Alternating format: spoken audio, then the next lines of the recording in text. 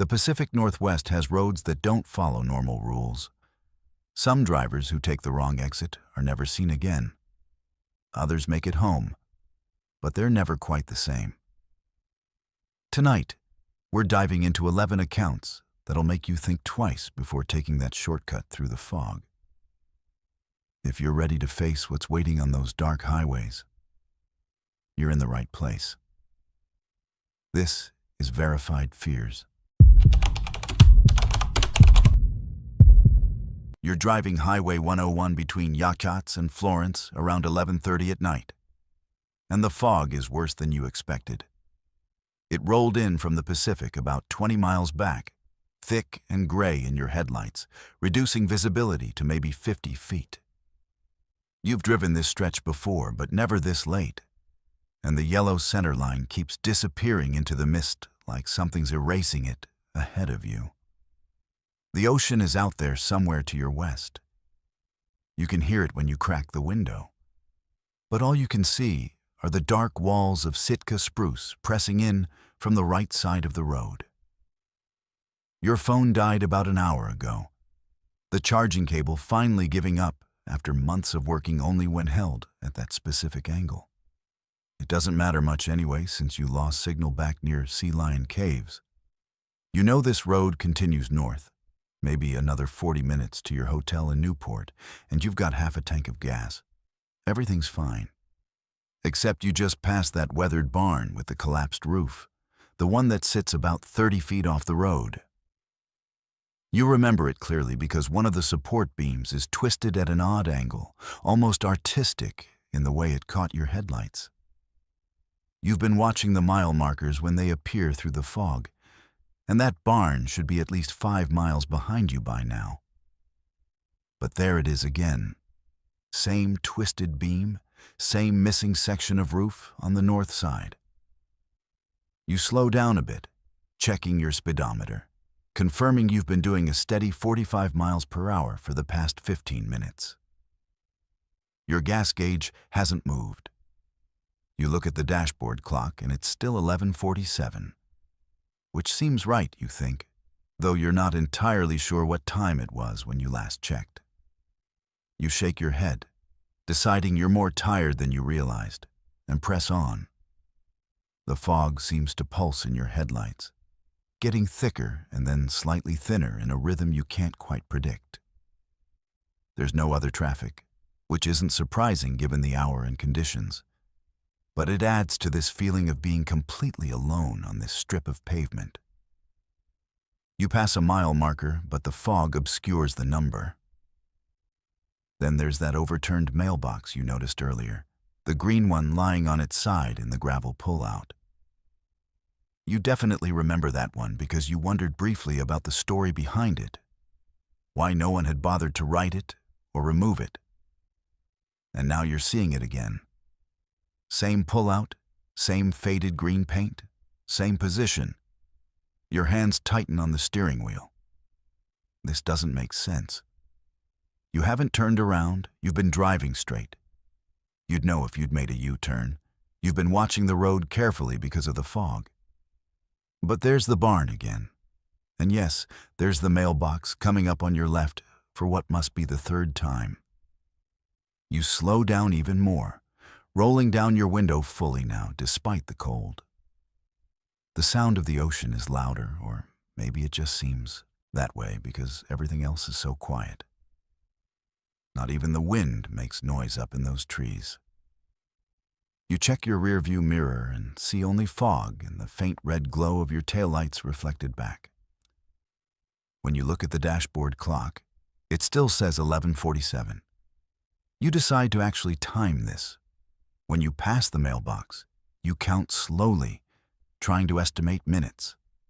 1 Mississippi, 2 Mississippi, keeping one eye on the road and one on the landmarks emerging from the fog.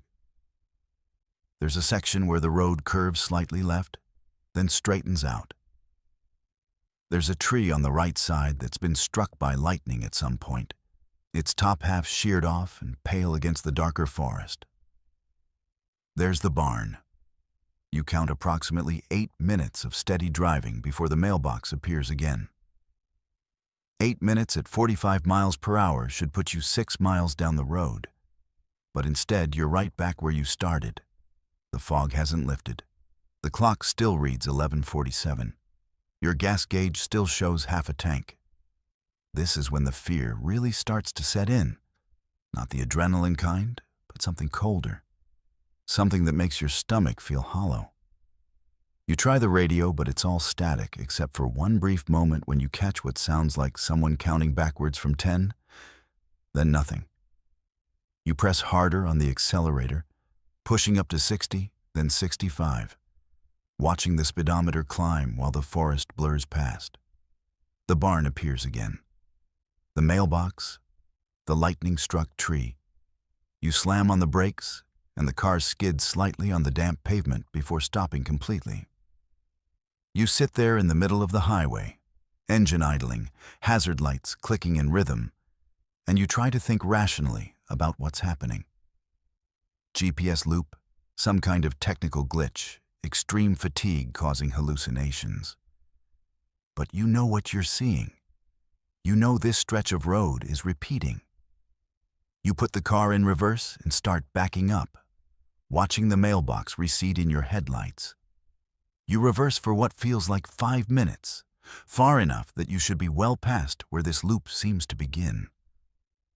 Then you shift back into drive and head forward again, taking it slow, watching for anything different. But it's all the same. Curve left, straighten out, lightning tree, barn, mailbox.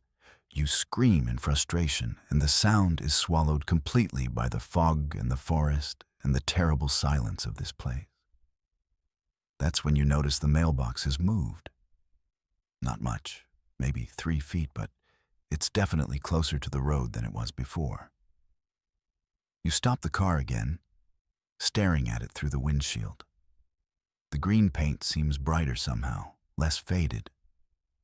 You look at the barn in your rearview mirror, and one of the walls that had been collapsed is now partially standing. Your breath comes faster. Whatever this is, it's not just repeating. It's changing. The loop is evolving. You drive faster this time, not counting, not measuring, just trying to get through it, trying to break whatever invisible boundary is holding you here. The forest on your right seems darker, the trees closer together, branches reaching out over the pavement in ways you don't remember from earlier. The ocean sound is gone completely now. There's no sound at all, except your engine and your breathing, and the click of your hazard lights that you forgot to turn off. The barn, when you pass it this time, has smoke rising from where the chimney would be if it were intact. Fresh smoke, gray and real, rising into the fog. The mailbox is standing upright now, its little red flag raised as if someone just put mail inside. You're gripping the steering wheel so hard your knuckles have gone white. The clock now reads 11:46. It's going backwards. You pass a mile marker, and this time you can read it clearly. Mile 167. You know for a fact this section of Highway 101 doesn't have a mile 167, not between Yachats and Florence. The numbers don't go that high on this stretch. But there it is, green and reflective and impossible. When you pass it again minutes later, it reads mile 165. The numbers are counting down. The lightning-struck tree appears, but now it's whole, healthy, its crown full and dark against the marginally lighter fog. You're watching the landscape reverse its decay, becoming less wrong but somehow more terrifying because of it. The barn is fully intact now, lights glowing warm in the windows, a pickup truck parked beside it that definitely wasn't there before. You can see a figure moving past one of the windows. Someone lives there. Someone is inside that barn that was collapsed and abandoned just minutes ago. The mailbox has a name painted on it now, though you can't make out what it says as you speed past. Mile 163. The road surface is smoother, newer. Mile 161. Your car feels different. The engine sounds slightly off. Mile 159. When you glance down, your phone on the passenger seat is no longer dead. It's glowing, showing a full charge. But the date on the screen reads 2019, mile 157. There's a car ahead of you now, tail lights cutting through the fog, and you've never been so happy to see another vehicle in your life. You accelerate to catch up to it. Get close enough to see it's an older model sedan, maybe from the 90s. You flash your high beams, trying to get the driver's attention, but they don't respond. You pull closer, and that's when you see the license plate is the wrong color, the wrong format, something from decades ago. Mile 155. The sedan's brake lights flash, and it pulls over. You slow down, your heart hammering, unsure whether to stop or keep going. The driver's door opens and someone steps out, but the fog is too thick to see clearly. They're waving at you, beckoning you to stop. Every instinct screams not to. Mile 153. You press the accelerator and swerve around the stopped sedan, catching just a glimpse of the figure in the road as you pass. They're wearing clothes from another era, and their face is too pale, too smooth, like a department store mannequin. Mile 151. Behind you, more lights appear. Multiple vehicles now, all pulling onto the highway from impossible side roads, all falling in line behind you, creating a procession through the fog. Mile 149. The barn is pristine now, freshly painted with children's toys scattered in the yard and laundry hanging on a line. Mile 147. The trees are younger, smaller. Mile 145. The road is gravel now instead of pavement, your tires crunching over stones. Your car's dashboard is changing, the digital displays replaced with analog gauges, and you're too terrified to look down for more than a second. Mile 143. The vehicles behind you are horse-drawn carriages. You can hear the hoofbeats. Mile 141. The forest is thinner, recently cleared land visible in gaps between trees. Mile 139. You realize with absolute certainty that if you keep driving, if you let this loop continue, you'll drive right out of the present and into something that came before, something that has nothing to do with the world you know. You close your eyes and slam your foot on the brake pedal, bringing the car to a violent stop. You're screaming now, hands over your face, and you stay that way for what feels like hours, but is probably only seconds. When you finally open your eyes, the fog has lifted slightly. You're on Highway 101, pavement intact, modern road signs visible, and there's dawn light filtering through the trees to your right. Your phone is dead again. The clock reads 6:23 a.m. Your gas tank is nearly empty. In your rearview mirror, there's nothing but empty road. The barn, when you spot it far behind you, is collapsed and weathered just like it should be.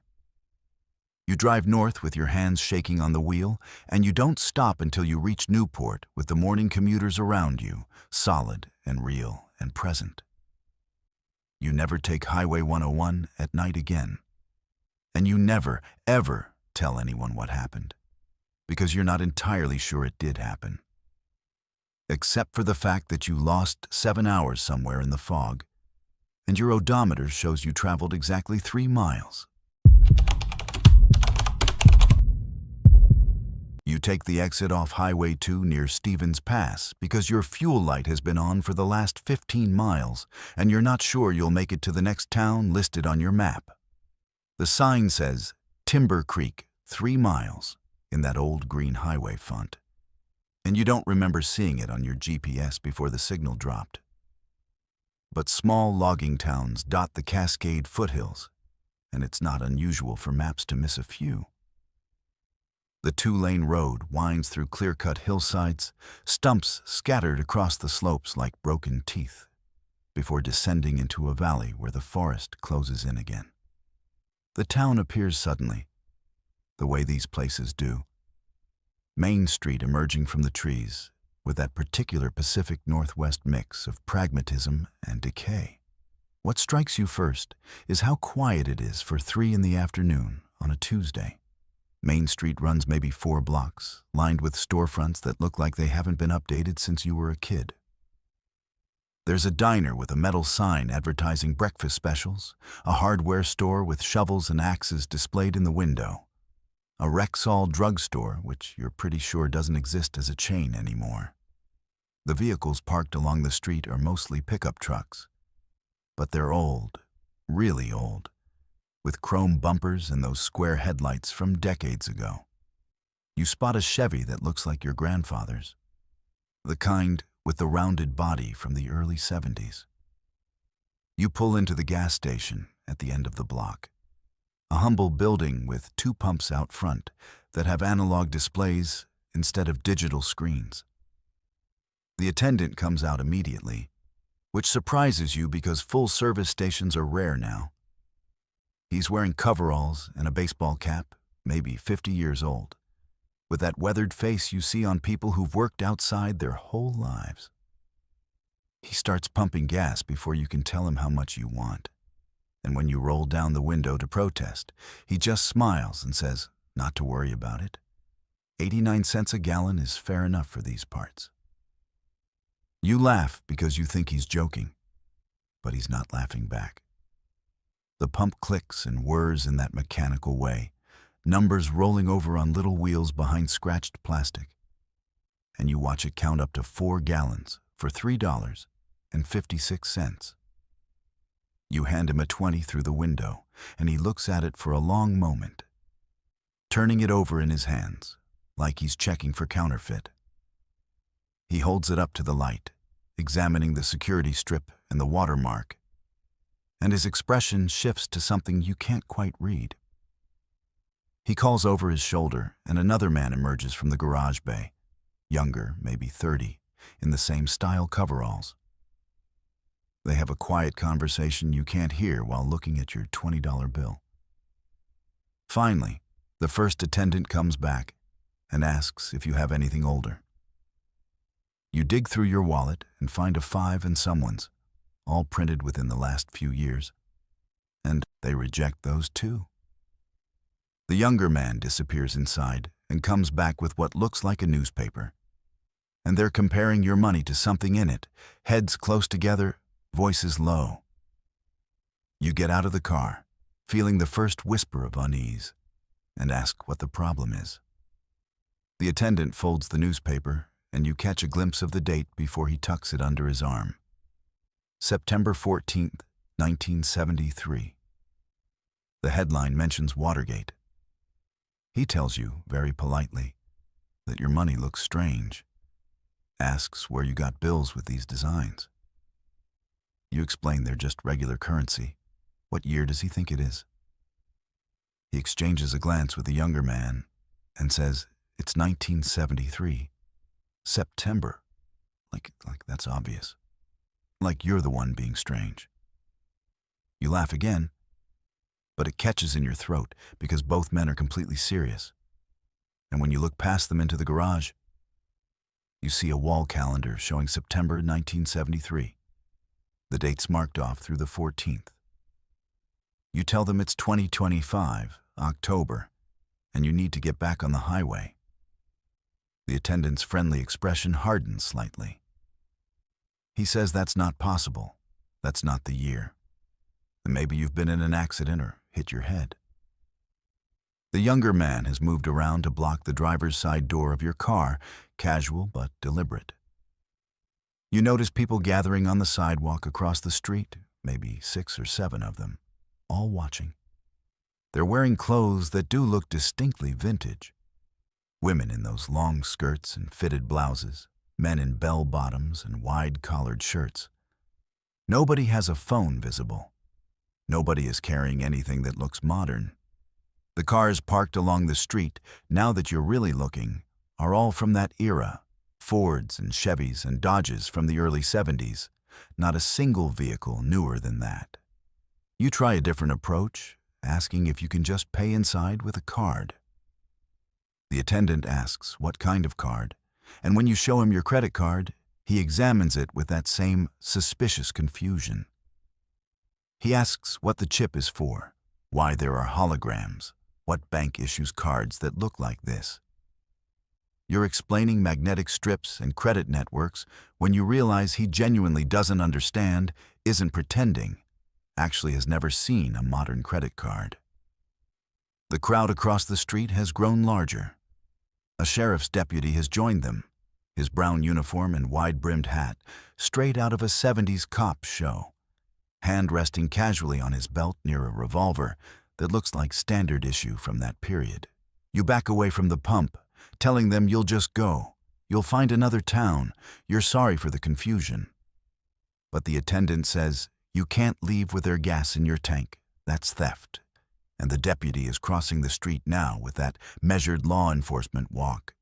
You're getting back in your car when the younger man puts his hand on the door.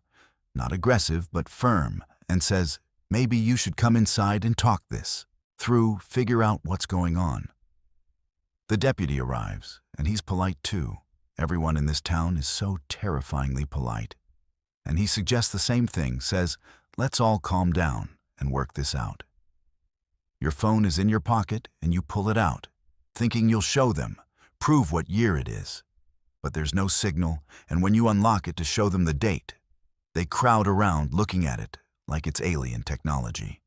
The deputy asks what it is, this device, and you're explaining smartphones and touch screens when you realize how insane you sound.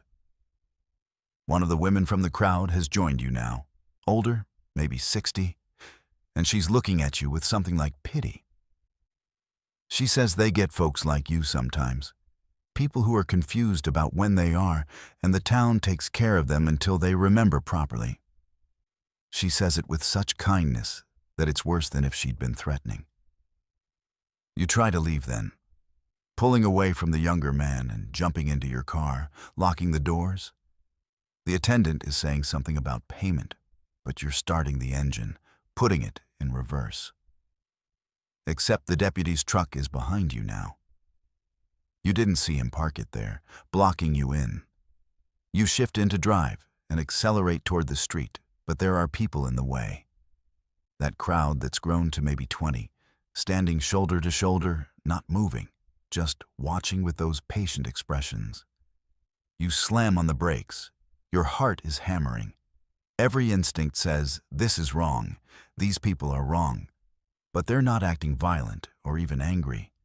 They just won't accept that it's 20 to 25. The deputy taps on your window with his flashlight, gestures for you to roll it down. Against your better judgment, you do. Just a crack. He explains, very calmly, that the town has rules about creating disturbances, about spreading confusion. He says you need to stay a while until you've readjusted, until you remember correctly. He promises no one will hurt you, they'll help you. There's a room at the boarding house where you can rest. When you refuse, when you say you're leaving and they can't stop you, his expression doesn't change, but something in his eyes does. He asks if you've noticed the roads yet. You haven't. But now you look past the crowd, and you see the streets leading out of town, all 4 directions from Main Street. And they curve away into the forest in ways that don't make sense geometrically. They bend too sharply, too soon. The road you came in on should be visible from here, but it's not. It's already disappeared behind the trees, barely a block away. The deputy says people who try to leave usually end up back on Main Street within 20 minutes, no matter which direction they go, no matter how far they drive. He's seen it dozens of times. The town doesn't let anyone go who might spread different ideas about what year it is, what's real. It's nothing personal. It's just how things work here. You notice details now that you missed before. Every storefront has newspaper boxes outside, and the papers are all from 1973. Different dates, but all from that year.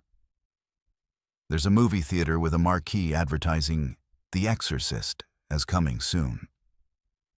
The prices painted on the diner window are impossibly low. Coffee for 25 cents, breakfast for $1.95. A transistor radio's playing somewhere, tinny music that sounds genuinely vintage, not reproduced. These aren't props or recreation. This is either an incredibly elaborate setup or something far worse. The woman who spoke before approaches your window, bending down to your level. She tells you there are 17 other people from different years living in town now, people who arrived confused like you and eventually accepted where they are. She says some of them came from the 1980s, one from the 1990s, even one from 2003. They all live normal lives here now, work at the mill or the diner or the hardware store. They've learned to remember correctly. She says you will too, given time. The alternative, she adds with that same kind smile, isn't really an alternative at all. You ask what happened to people who didn't learn. She doesn't answer directly, just glances toward the edge of town where the forest presses close. The deputy follows her gaze and says some folks insist on leaving, insist on being difficult. He says the roads do eventually let them go, but by then they're not quite right anymore, not quite themselves. He's heard stories of people showing up in other towns speaking nonsense, or not speaking at all, or going missing entirely in the forest between here and anywhere else.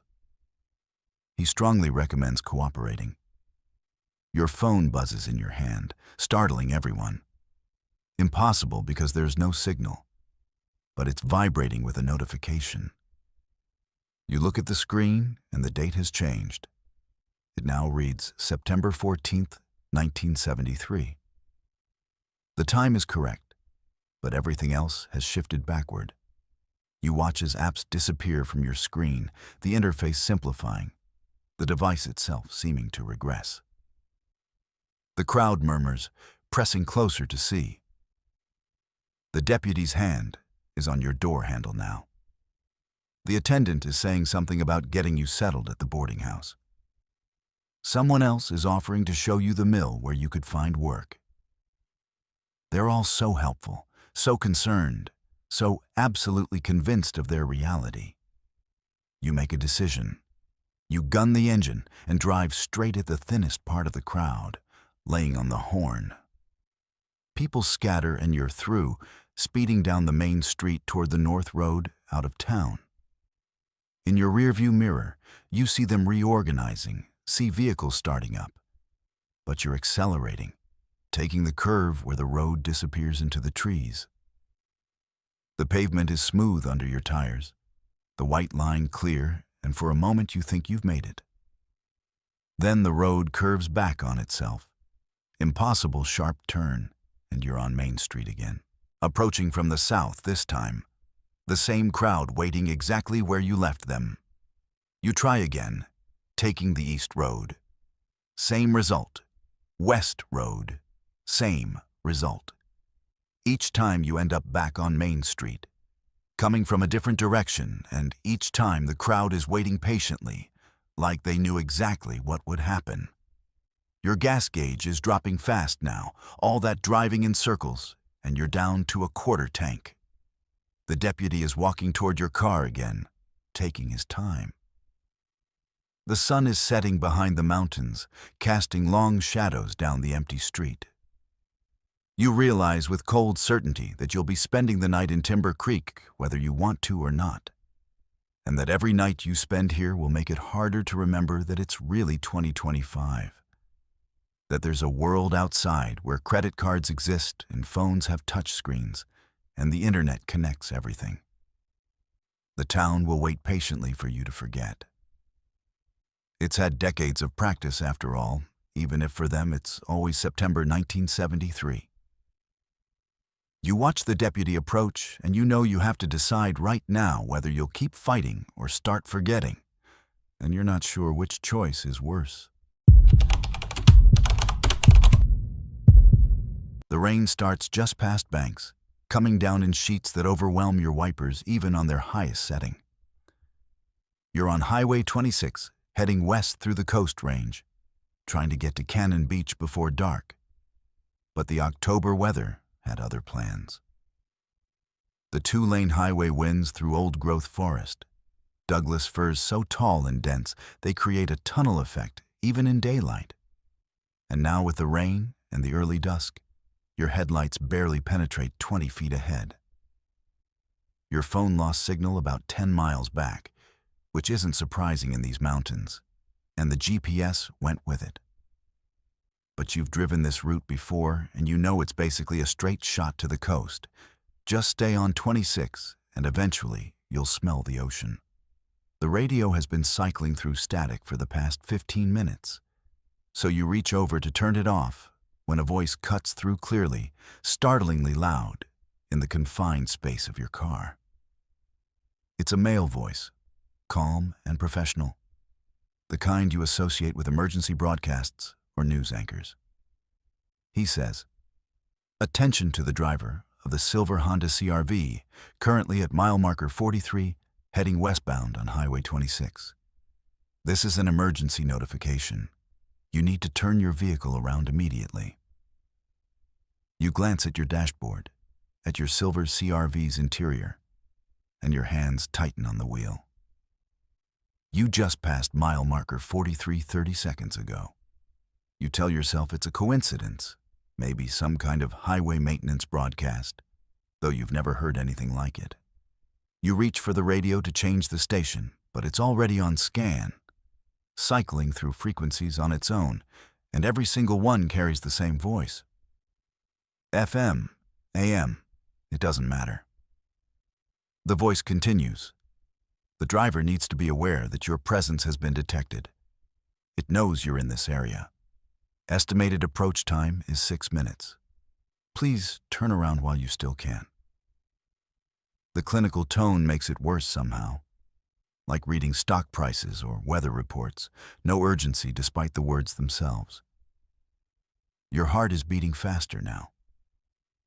You press the power button on the radio, hold it down until the display goes dark and silent. The voice continues speaking. 5 minutes, 30 seconds. It's moving faster than previous observations suggested.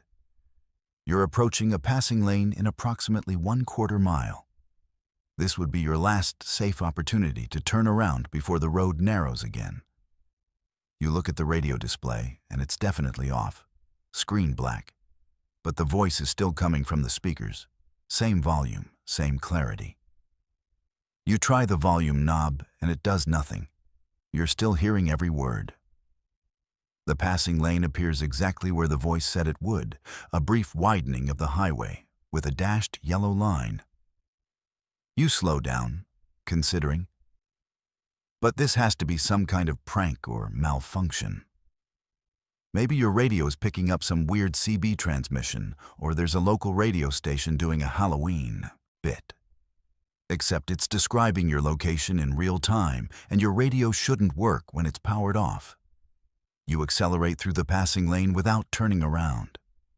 The voice says, "Noted. The driver has chosen to continue westbound. Updating advisory. It has changed direction to intercept. New estimated contact time is 4 minutes, 20 seconds. You pick up your phone from the cup holder, even though you know there's no signal. The screen is black. You press the power button and nothing happens. Battery must have died. But then the voice comes from your phone speaker too, joining the car speakers in stereo. 4 minutes. You're currently traveling at 48 miles per hour. At your present speed, you'll be entering the Pine Creek section in 2 minutes, which is heavily forested on both sides with limited visibility. Strongly advise increasing speed or finding an alternate route. Your phone screen stays black, but the voice continues emanating from it, that same measured tone. This isn't a prank anymore. You press harder on the accelerator, taking the curves faster than you should, tires squealing slightly on the wet pavement. The rain hasn't let up, and the forest on both sides is completely black between the trees. No lights from houses or buildings, no other cars. Highway 26 through this section is notoriously isolated, and you haven't seen another vehicle in 20 minutes. The voice says, 3 minutes, 30 seconds. Please note that it doesn't follow roads. It's moving through the forest directly toward your position. Current distance is approximately 2 miles and closing. You're breathing hard now, checking your rearview mirror obsessively, seeing nothing but rain and darkness and your own tail lights reflected in the mist. The road signs are coming up fast, mile markers in the low 40s, and you're trying to remember how far it is to the next town, somewhere with lights and people. The voice continues its countdown. 3 minutes. You're entering Pine Creek section now. Visibility will be reduced. It's 1.8 miles from your position. You want to scream at the voice, ask what it is, but you're alone in your car and the radio is off and your phone is dead, and somehow you're still hearing this impossible broadcast. The forest does get denser here, just like the voice predicted. The road narrows slightly, and the trees press closer, their branches hanging over the pavement and scraping the top of your car occasionally. Rain streams off the needles and curtains. You're doing 60 now, too fast for conditions. But the voice said 2 miles, and that means something is less than 2 miles away, coming through these trees. And you need to put distance between you and wherever you were. The voice says, 2 minutes, 30 seconds. You should be aware that 2 previous drivers received similar warnings on this highway. One turned back successfully, the other did not. That vehicle was found 3 days later at mile marker 38. Mile marker 38 is ahead somewhere. You're at 44 now, and you're driving toward where they found that car. You slam on the brakes, tires sliding on the wet road, and crank the wheel to make a U-turn. But the road is too narrow here, and there's a steep embankment on one side and a wall of trees on the other. You reverse, trying to angle it, your backup camera showing nothing but white fog from the rain. The voice says, very calmly, 2 minutes. Stopping was inadvisable. It's now 1.3 miles away, and you're stationary. Recommend immediate forward movement at maximum safe speed. You give up on the turn and punch the accelerator, fishtailing slightly before the tires grab, and you're speeding westbound again. 70 miles per hour through the rain and curves, hands locked on the wheel, eyes darting between the road and the mirrors. The voice continues. 1 minute, 45 seconds. 1 mile. You're approaching the steepest section of the descent. Sharp curves ahead. It's moving parallel to the road now, approximately 30 yards to your north. You look out the driver's side window, north into the forest, and see nothing but darkness and the streaking rain. Then your headlights catch something between the trees. Just for a second, a glimpse of movement too large to be a deer, too fast to be a person. It's there and gone, deeper in the forest. But keeping pace with your car, you accelerate more. Pushing 80, the steering wheel vibrating in your hands. The voice says, 1 minute, 30 seconds, 3/4 of a mile. Please maintain current speed and trajectory. Do not stop for any reason. Do not exit the vehicle. Keep all windows closed and doors locked. The radio suddenly comes back on, display lighting up even though you never touched it. And it's scanning through stations frantically, numbers flipping past faster than should be possible. But every station carries the same broadcast.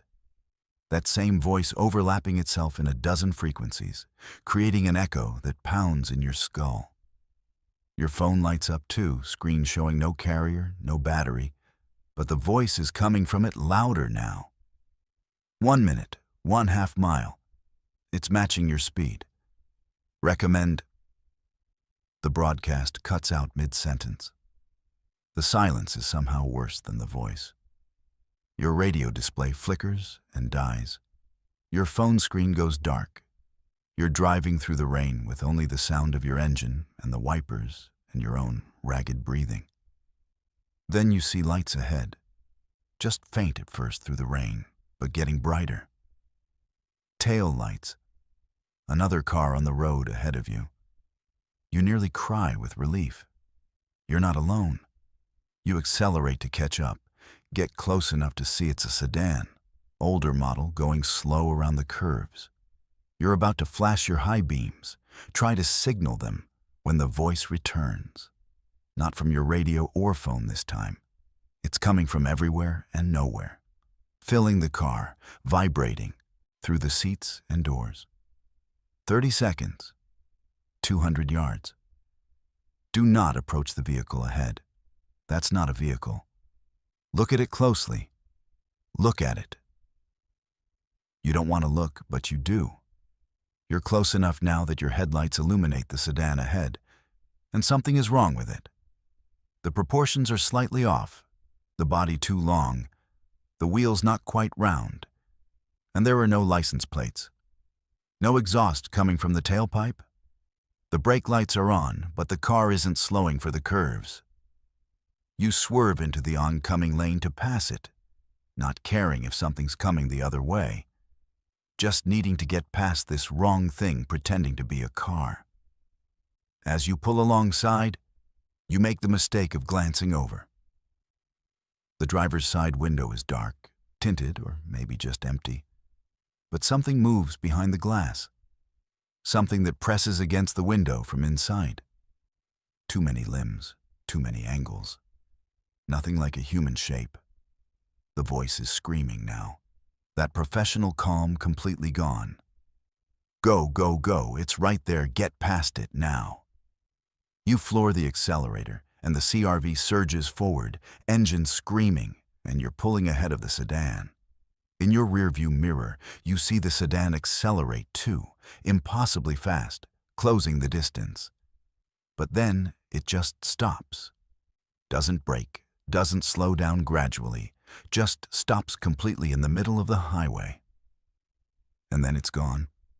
Not driving away, not turning around. Just no longer there. The road behind you is empty.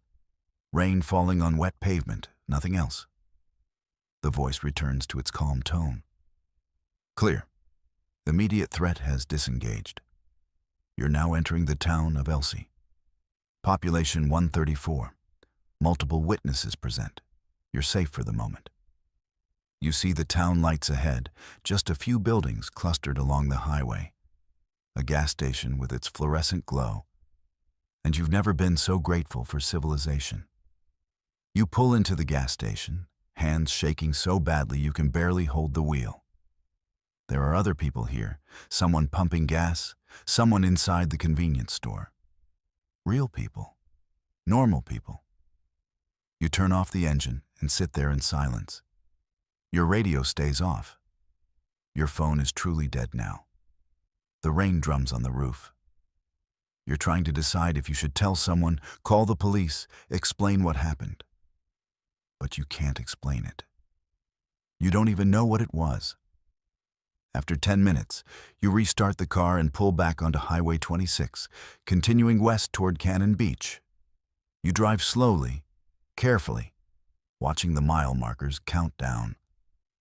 38 comes and goes, and you see nothing unusual, just wet road and forest. But when you finally reach your hotel 2 hours later and plug your phone in to charge, it boots up and there's a single notification. A text message from an unknown number, no area code, just zeros. The message reads, "Thank you for complying with emergency notifications. Your cooperation has been noted. Please be advised that Highway 26, between mile markers 38 and 44, is now closed to night traffic indefinitely. Future travel on this route is not recommended. Stay safe." The message is time-stamped from exactly when the broadcast started, an hour and a half ago, when your phone was dead and you had no signal deep in the Coast Range. You delete the message. You check out of the hotel the next morning and take Highway 101 south, then cut inland on a different route. You never drive Highway 26 through the Coast Range again, day or night. Sometimes your car radio will scan through static and you'll hear a voice, calm and professional, counting down from 60 seconds, and you'll turn it off before it can finish. You've learned that some warnings are meant to be heeded, even when you can't explain where they come from or what they're warning you about, or what happens to the people who don't listen in time. Your GPS dies at exactly the wrong moment, right when you're trying to figure out if the unmarked gravel road to your left is the shortcut the gas station attendant mentioned. She said it would cut 40 minutes off your drive to Port Angeles, that locals use it all the time. Just look for the fork after mile marker 16. You're at mile marker 16, the rain is getting heavier, and you've already added an hour to your trip because of a rock slide closure on Highway 101. You take the turn. The gravel road is narrow but looks maintained enough, winding up into the Olympic National Forest through stands of Douglas fir and western hemlock that get progressively older and taller as you climb elevation. Within 10 minutes, the maintained part ends. The gravel becomes dirt with embedded roots breaking through the surface. The canopy overhead thickens until you're driving through a tunnel of old-growth forest. The kind where the trees are so massive and ancient, they block out most of the daylight. Some of these trunks are 15 feet across, covered in moss so thick it looks like green fur. And the understory is a tangle of ferns and nurse logs and shadows that seem to absorb your headlights. Your phone has no signal up here, which you expected, and the GPS is still frozen on a blue dot in the middle of gray nothingness. You're committed now because there's no place wide enough to turn around, so you keep going, following the twin ruts that constitute the road. The forest changes as you drive deeper. The trees get older, bigger, spaced farther apart, but somehow more oppressive in their scale. You pass one western red cedar that must be 1,000 years old, its base wider than your car. And you notice something odd. There are marks on it, deep gouges in the bark running vertically, too high off the ground to be from any animal you know. The next tree has them too, and the next, like something massive has been scraping against them, or maybe trying to push them over. You slow down, peering through the rain-streaked windshield, and realize you haven't seen any wildlife since you turned onto this road. No deer, no birds, nothing moving except the slight sway of branches in the wind. The road forks unexpectedly, and there's no sign, no indication which way goes through. You choose right because it looks slightly more traveled, though that might be wishful thinking. The ruts are deeper here and your car bounces through them, suspension creaking. You notice the trees on either side are even closer now, branches extending over the road and interlocking overhead to create that tunnel effect again. Except these branches weren't here before. You're sure of it. You've been watching the road carefully, and this section should be more open. But it's like the forest has grown inward, narrowing the passage. A branch scrapes along the passenger side with a screech that makes your teeth hurt. You stop the car and put it in park, engine idling. And you just sit there trying to make sense of the landscape. The road ahead continues into darkness, curving out of sight between massive trunks. Behind you, the road looks the same, maybe even narrower than you remember driving through. You've been on this logging road for 30 minutes now, and the attendant said it was a 15-minute shortcut. Your gas gauge shows 3/4 of a tank, which is fine. But there's something about the stillness here that's making your skin crawl.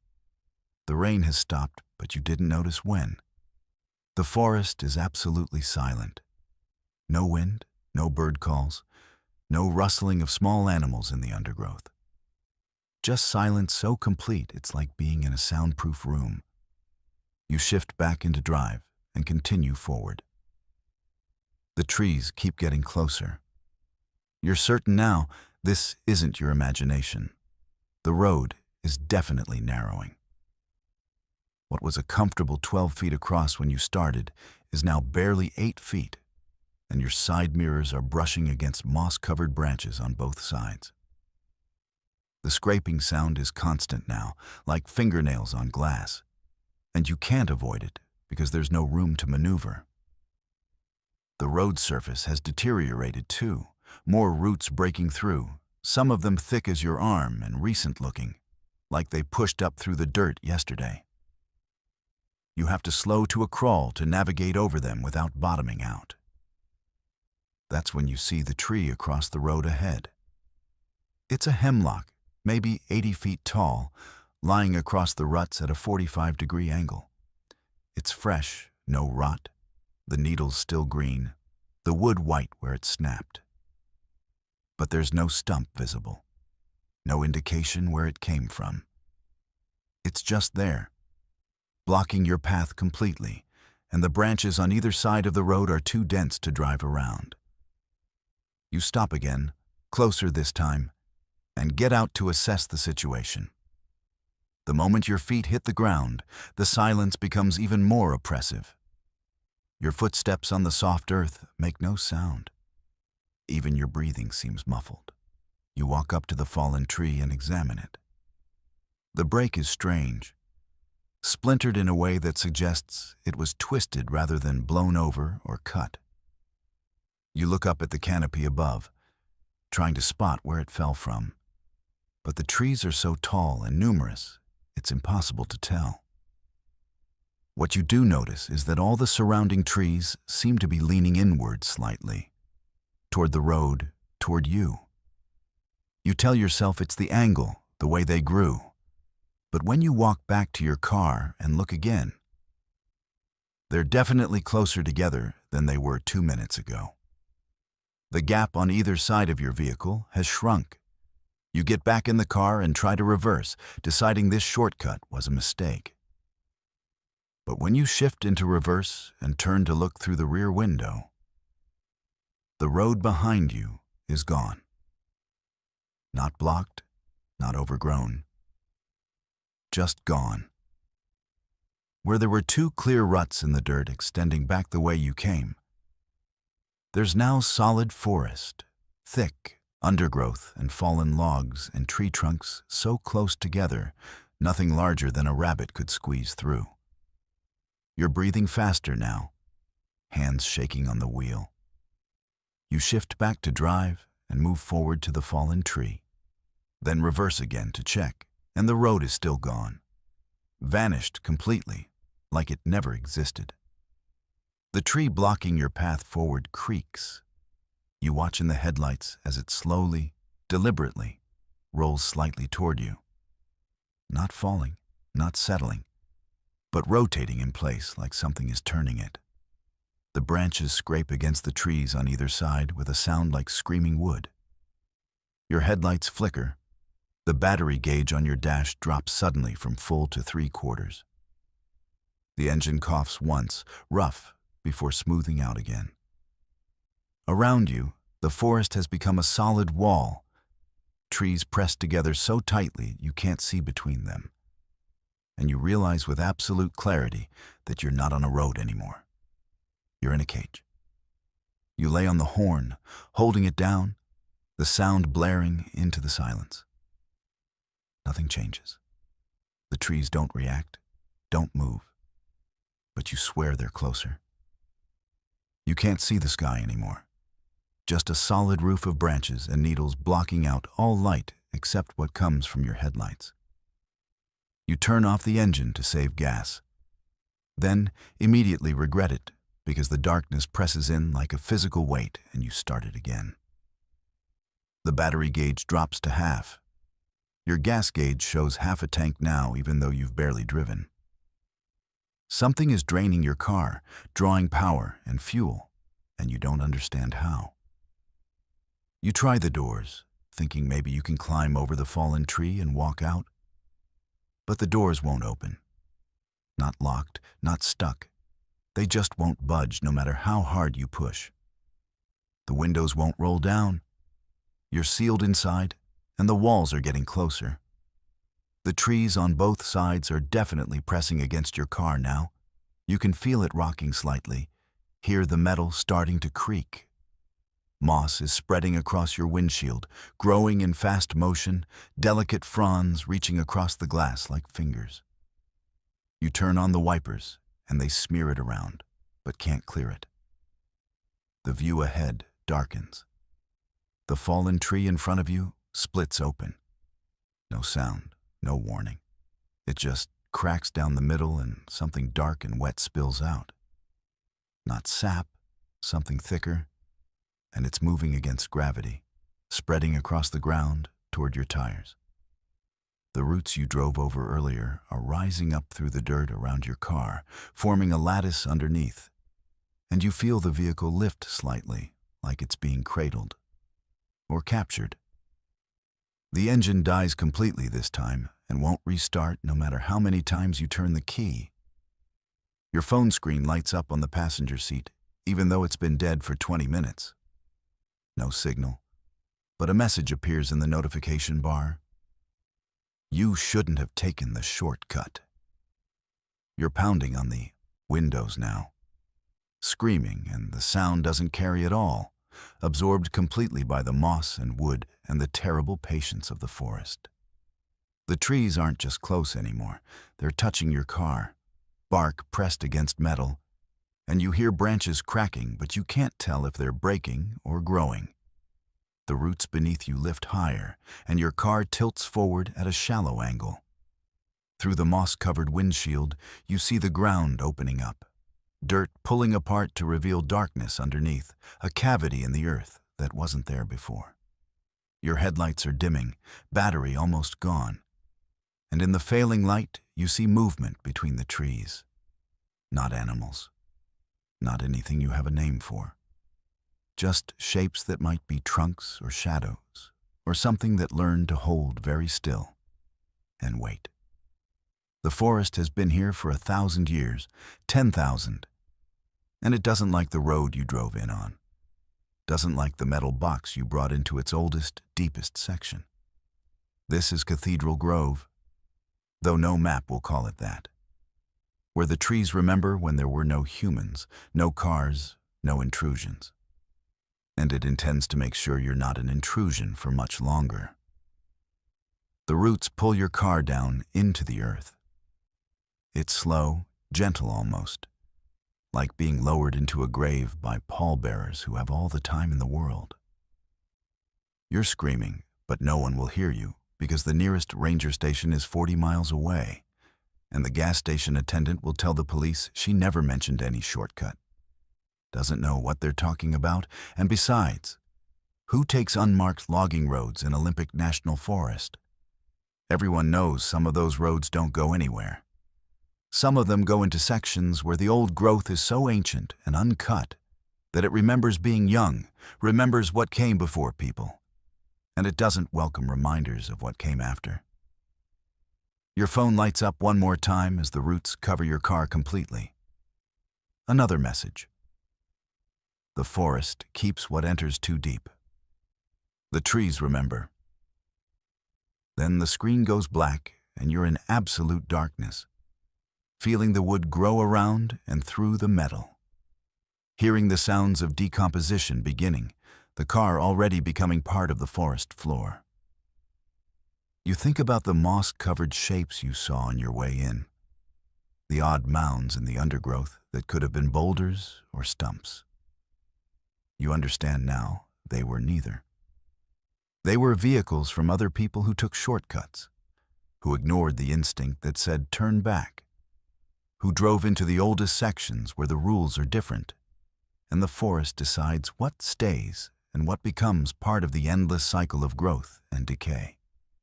The last thing you see before the moss completely covers the windshield is a root, thick and pale, pressing against the glass from outside.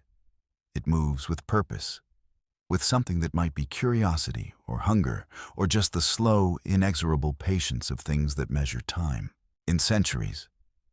The glass cracks in a spiderweb pattern. The root pushes through, and the forest begins the work of taking you apart, molecule by molecule, making you useful, making you part of the soil and the trees and the eternal twilight. In a year, moss will cover the mound where your car rests 15 feet below the surface. In 10 years, a sapling will grow from the nutrients you provided. In 100 years, that sapling will be a young tree, and maybe it will remember, in whatever way trees remember, the metal and glass and screaming that fed its roots. The shortcut didn't save you time. It took all the time you had left, and the forest isn't sorry. It doesn't know how to be sorry. It only knows how to grow and consume and wait for the next driver who thinks they know a better way through. You're heading east on I-90 through Washington, crossing from Seattle toward Spokane on a Wednesday afternoon in late October. The traffic is light once you pass North Bend, thinning out as the highway climbs toward Snoqualmie Pass. You've driven this route 100 times, know every rest stop and scenic viewpoint, and you're not paying much attention to the mile markers until you pass 237. Nothing unusual about it. Just a standard green rectangular sign with white numbers, reflecting your headlights as the afternoon clouds darken toward evening.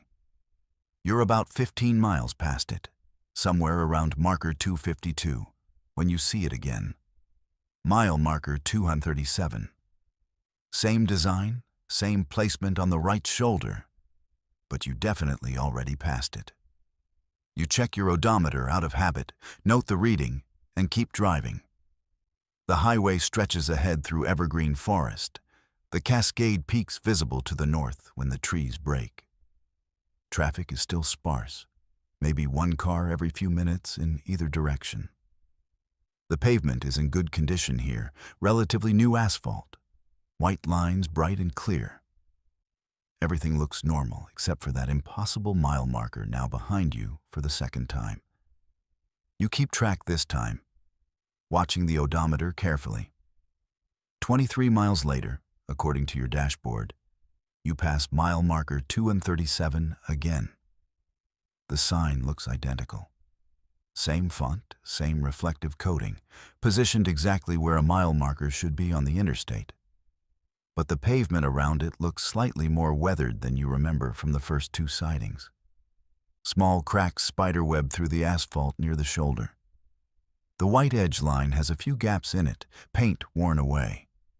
You slow down, studying it in your rearview mirror as you pass, and you notice the guardrail beyond it has rust spots. Not extensive, just patches of orange against the silver metal. The next occurrence comes 18 miles later. Mile marker 237 again, but now the deterioration is more obvious. The pavement has significant cracking, the kind you see on poorly maintained rural highways, not major interstates. The shoulder gravel is scattered across the right lane in places. The guardrail is more rust than metal, sagging between posts. The trees behind it look dead.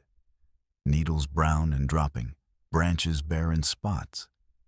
You pull into the right lane and slow way down, passing the marker at 30 miles per hour, and you see that someone has spray-painted graffiti on the back of it. Crude letters spelling something you can't quite read.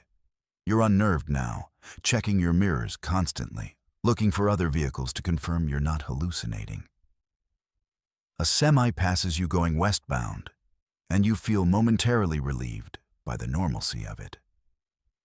The highway ahead looks fine, well-maintained, trees healthy and green. But you know what's coming. 14 miles later, there it is. Mile marker 237, and the decay has accelerated. The pavement is badly cracked, potholes forming, the white lines almost completely faded. The guardrail has collapsed in sections. The trees are skeletal, every one of them dead or dying. And there's a vehicle on the shoulder just past the marker, an old sedan, hood up, covered in dust. You slow down, thinking about stopping to help, but something keeps you moving. The car looks too old, from the 80s maybe, and there's no one around it. Just sitting there abandoned like it's been there for years. The sky is darker now, even though it's only 4 in the afternoon. not storm clouds, just a general dimness, like the sun is setting prematurely. You pass a digital highway sign that should be displaying traffic information, but it's dark. Screen dead. Then another mile marker, 2:37, this time only 9 miles from the last one. The road surface is terrible here, more pothole than pavement, and you have to swerve to avoid the worst of them. The abandoned vehicles have multiplied. 3 cars on the shoulder now, all old, all degraded by weather and time. One is burned, just a blackened frame. The trees aren't just dead. They're falling over, leaning across the roadway, and you have to navigate around branches and trunks. The guardrail is completely gone, just rusty posts every few feet marking where it used to be. You're breathing faster, hands tight on the wheel, and you're trying to rationalize this.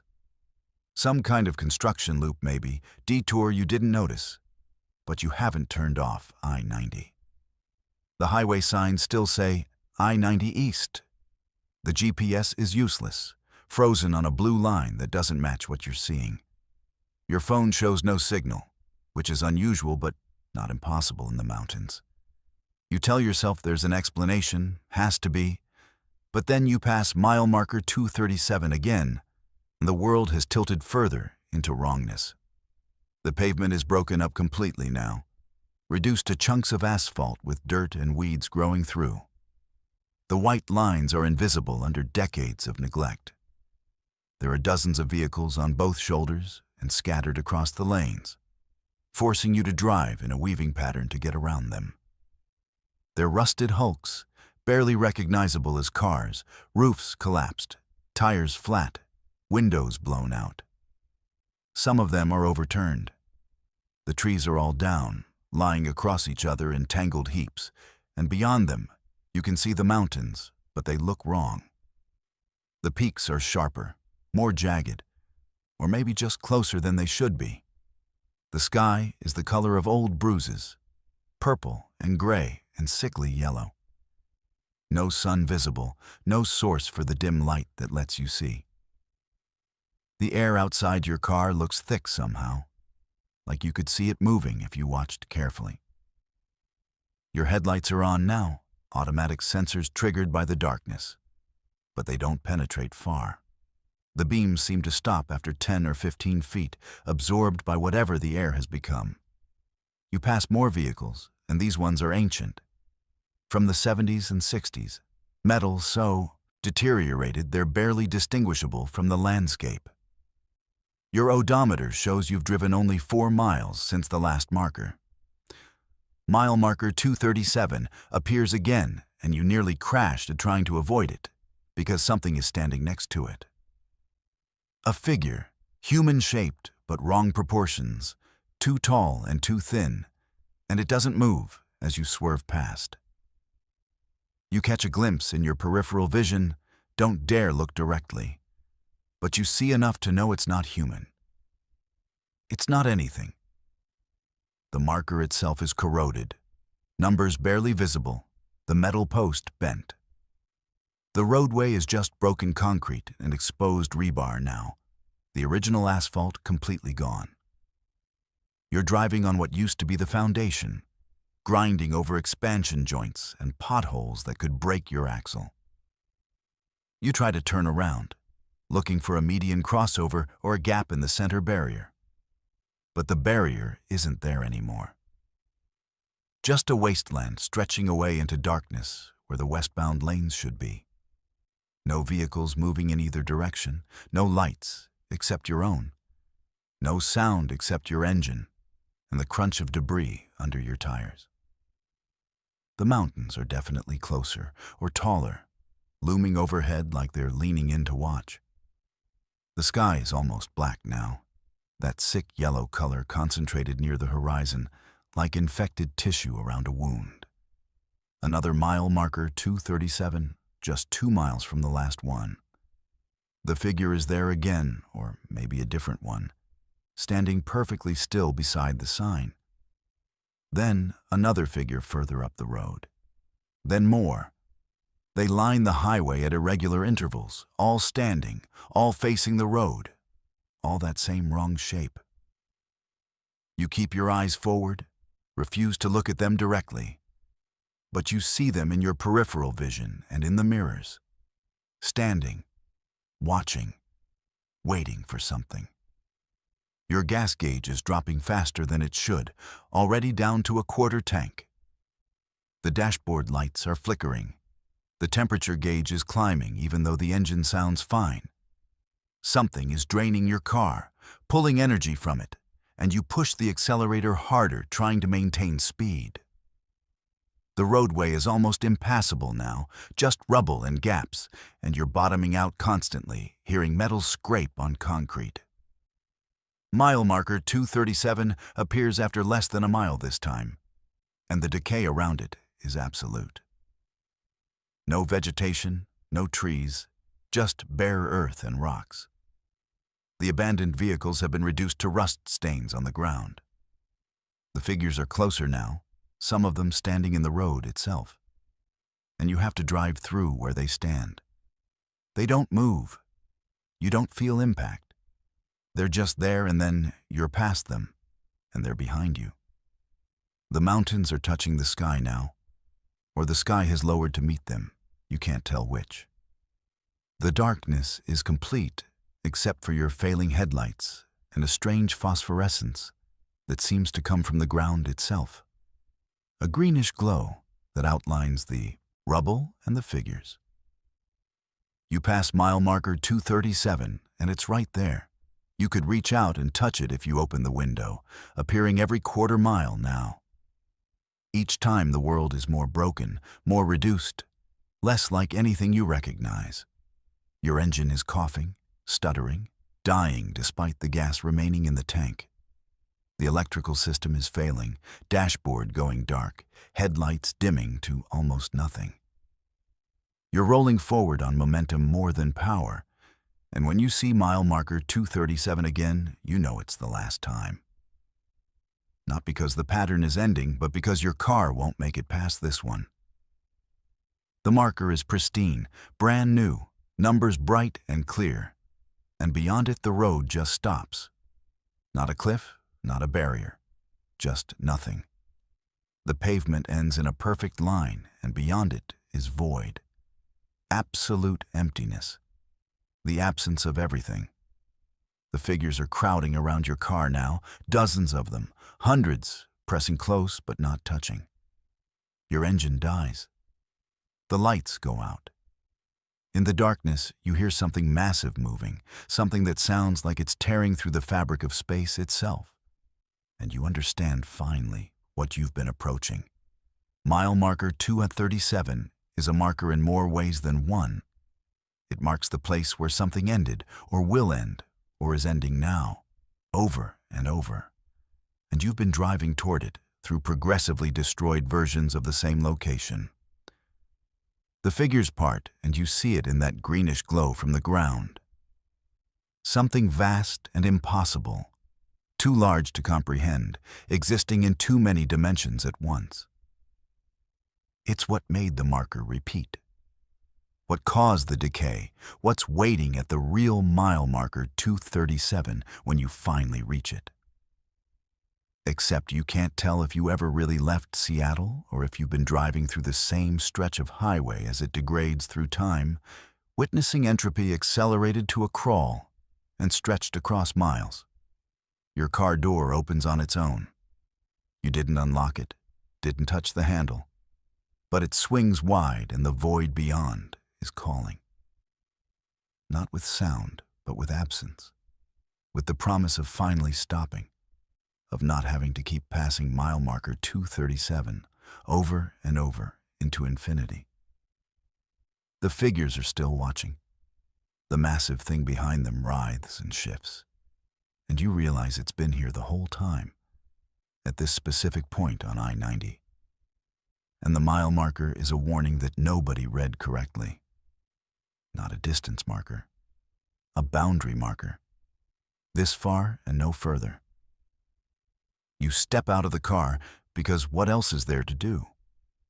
The ground feels solid under your feet, but it's the wrong texture, slightly yielding, and it's warm when it should be cold at this elevation in October. You walk toward the void beyond the marker, passing between the figures, and they turn to follow your movement with something that isn't sight because they don't have eyes. You reach the edge where the road stops, and you look back one time. Your car is already half dissolved, melting into rust and residue, and beyond it the world you came from is receding like a memory, getting smaller and less detailed. Mile marker 237 stands behind you, still pristine, still marking this exact point. You wonder how many others have driven this route, how many saw the pattern and turned back in time, how many didn't. In the morning, if morning means anything here, a maintenance crew will find your car on the shoulder near mile marker 237, the real one, back in the world where I-90 is just a highway. They'll file a report about an abandoned vehicle. They'll run the plates and try to find you. They won't. Because you're still here, at every mile marker 237 that ever was or will be, standing with the other figures who drove too far and saw too much. Standing and watching and waiting for the next driver who doesn't turn around when they see the same marker twice. And in the void behind you, the thing that exists at the end of all roads continues its patient work of pulling everything toward the center, toward the point where distance becomes meaningless and all markers read 2137 forever. The fuel light comes on just past Grant's Pass, that orange warning glowing accusingly on your dashboard as you drive I-5 through southern Oregon at 3 in the morning. You've been on the road for 9 hours, driving from San Francisco to Seattle, and you miscalculated how far you could stretch this tank. The next town is Medford, still 20 miles north. But there's a rest stop coming up in 2 miles according to the green sign you just passed. You take the exit, following the curve of the off-ramp into darkness broken only by the orange sodium lights of the rest area ahead. The parking lot is surprisingly full for this hour. You count at least 8 vehicles as you pull in, a mix of sedans and SUVs and 1 minivan, all scattered across the spaces near the bathroom facilities. Several have their headlights still on, engines running, that distinctive rumble of idling motors audible even through your closed windows. You park near the entrance to the restrooms, leaving your own engine on while you assess the situation. The lights are all working, those harsh fluorescent tubes that turn everything slightly green, and the facility looks well maintained, modern even, with brick facades and covered walkways. What's strange is that you don't see anyone. All these vehicles with their doors hanging open, interior lights glowing, engines running, but no people visible. No one walking to or from the bathrooms, no one standing outside smoking or stretching their legs. No one on their phones near the picnic tables. Just empty cars humming in the night, with that peculiar feeling of recent abandonment, like everyone stepped away simultaneously 30 seconds before you arrived. You turn off your engine, and the sudden silence is broken only by those other vehicles still running and a transformer somewhere buzzing with electrical current. You get out slowly, listening, looking around the parking lot for any sign of movement. The minivan nearest you has a child's car seat in the back, toys scattered across the seat, and a sippy cup still sitting in the cup holder. The driver's door is wide open, keys dangling from the ignition. Beyond it, a Honda sedan has its trunk open, suitcase visible inside like someone was in the middle of rearranging their luggage. A pickup truck has a coffee cup on the hood, steam still rising from it, which means it was set there within the last few minutes. The asphalt is damp from earlier rain, and you can see footprints leading from various vehicles toward the bathroom building, dozens of them, overlapping, all heading in the same direction. You walk toward the restroom entrance, your footsteps echoing off the concrete, and you call out asking if anyone's there. Your voice sounds flat, absorbed by the fog that's rolling across the parking lot from the forested areas beyond. The restroom door is propped open with a rubber wedge, and the lights inside are on. You can see the row of sinks, the industrial tile, everything, clean and ordinary.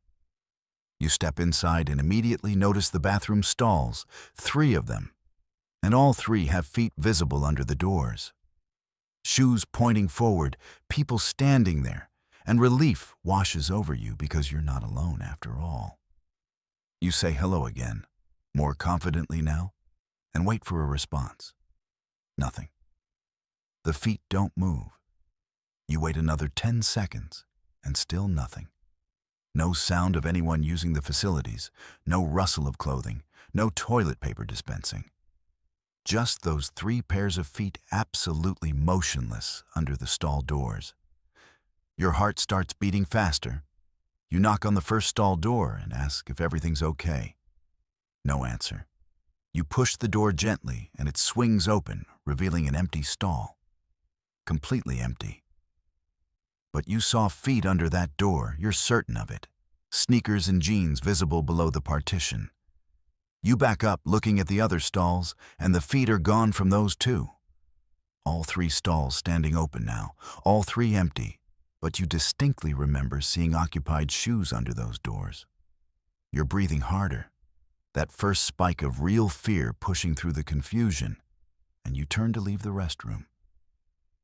That's when you see the women's room across the walkway, and its door is also propped open. Against your better judgment, you look inside and see the same thing. 4 stalls, feet visible under 2 of them. But when you call out and there's no response, you don't check those stalls. You back away instead, returning to the parking lot. The vehicles are still running, still idling peacefully with their doors open. But now you notice details you missed before. A phone sitting on the hood of a sedan, screen illuminated, music playing softly from the speaker, someone's playlist still running. A bag of fast food in one of the cars, fries scattered across the passenger seat, burger half unwrapped, still warm when you carefully touch the paper.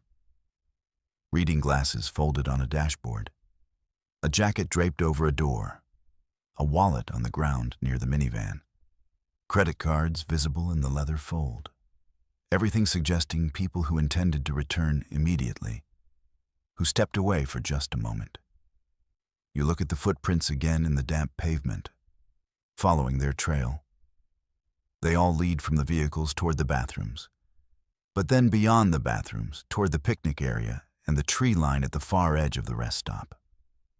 You walk slowly in that direction, following dozens of shoe prints, and they continue across the grass, becoming more defined in the muddy areas, all heading in the same direction toward the forest. Men's shoes, women's shoes, different sizes, different patterns, but all moving together, like a crowd walking purposefully toward something. The prints lead to the edge of the tree line, and then they stop. Not gradually, not spreading out or turning different directions. They just end in a rough line, about 15 feet from the first row of trees. Like everyone who left those prints reached this exact point and then ceased to exist. You stand at that line, staring into the dark forest, and you can't see more than a few feet into the shadows. The fog is thicker here, rolling between the trunks, and there's a smell you can't quite identify. Something organic but wrong, like ozone and decay mixed together. You back away from the tree line, returning to the parking lot, and you're pulling out your phone to call 911 when you hear it. A sound from the forest, distant but distinct, like someone calling out. Or maybe multiple people, voices layered over each other, but too far away to distinguish words. You freeze, listening, and the sound comes again. Definitely voices, and they might be calling for help. You walk back toward the tree line, phone in hand, flashlight app activated, and you shine the light into the forest.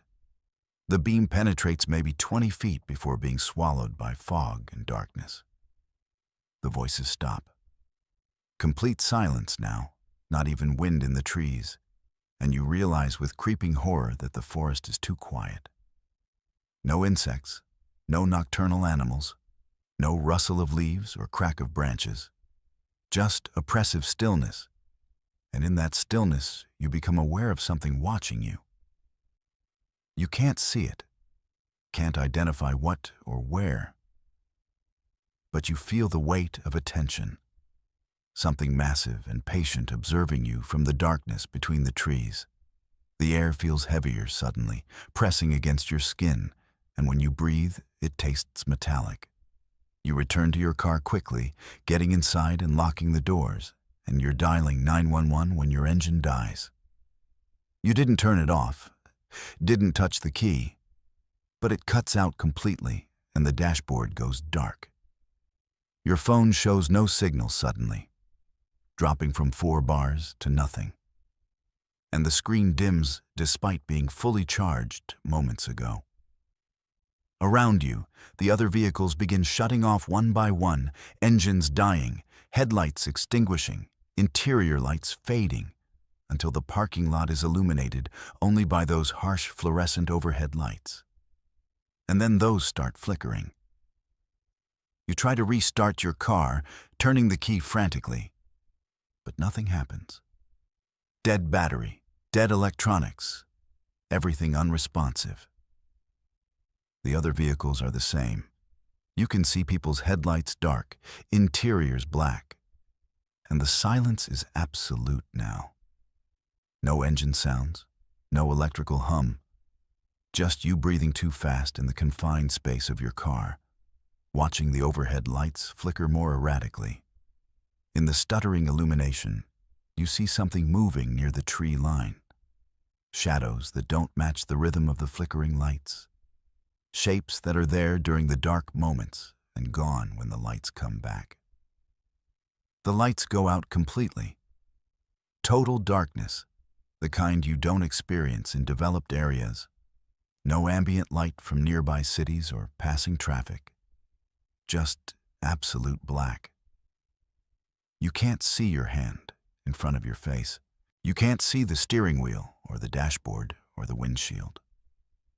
And in that darkness, you hear footsteps, multiple sets, walking across the pavement, coming from the direction of the forest. Slow, measured, not quite synchronized, and they're getting closer. You hold your breath, pressing back against your seat, and the footsteps continue past your car, circling it maybe, or moving between all the vehicles, checking each one. Your door handle rattles. Someone or something is trying to open it from outside, testing the lock. And you hear the same sound from the other doors, all 4 handles being tested simultaneously. The car rocks slightly as weight presses against it, hands or something else pushing on the roof and hood and trunk. Your phone screen lights up spontaneously, no bars, no connection, but illuminating the interior of your car for just a second, long enough to see a face pressed against your driver's side window, pale and wrong, features arranged in almost human configuration, but not quite right, eyes too large and too dark, mouth too wide. Then the screen goes black again. The overhead parking lot lights come back on suddenly all at once, bright and steady now, and you scream at the sudden illumination. You're looking out your window expecting to see that face, but there's nothing there, just empty parking lot. The other abandoned vehicles, the bathroom facilities, exactly as they were. The transformer is buzzing normally. The fog is still rolling across the pavement. Everything looks normal except for the absence of people and the silence of all those dead vehicles. Your car starts on the first try when you turn the key, engine catching and rumbling to life, and your phone shows full signal again.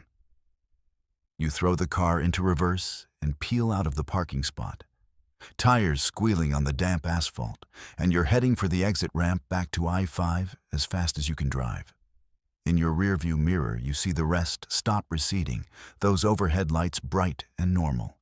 The abandoned vehicle still sitting there with doors open, and you swear you see figures standing near the tree line now, maybe 8 or 10 of them, standing perfectly still, watching you leave. You hit I-5 and accelerate north, pushing 80, 90, not caring about speed limits, just needing distance. The fuel light is still on, but you don't care. You drive until you reach Medford, pull into the first 24-hour gas station you find, and you sit under the fluorescent canopy with your hands shaking on the wheel.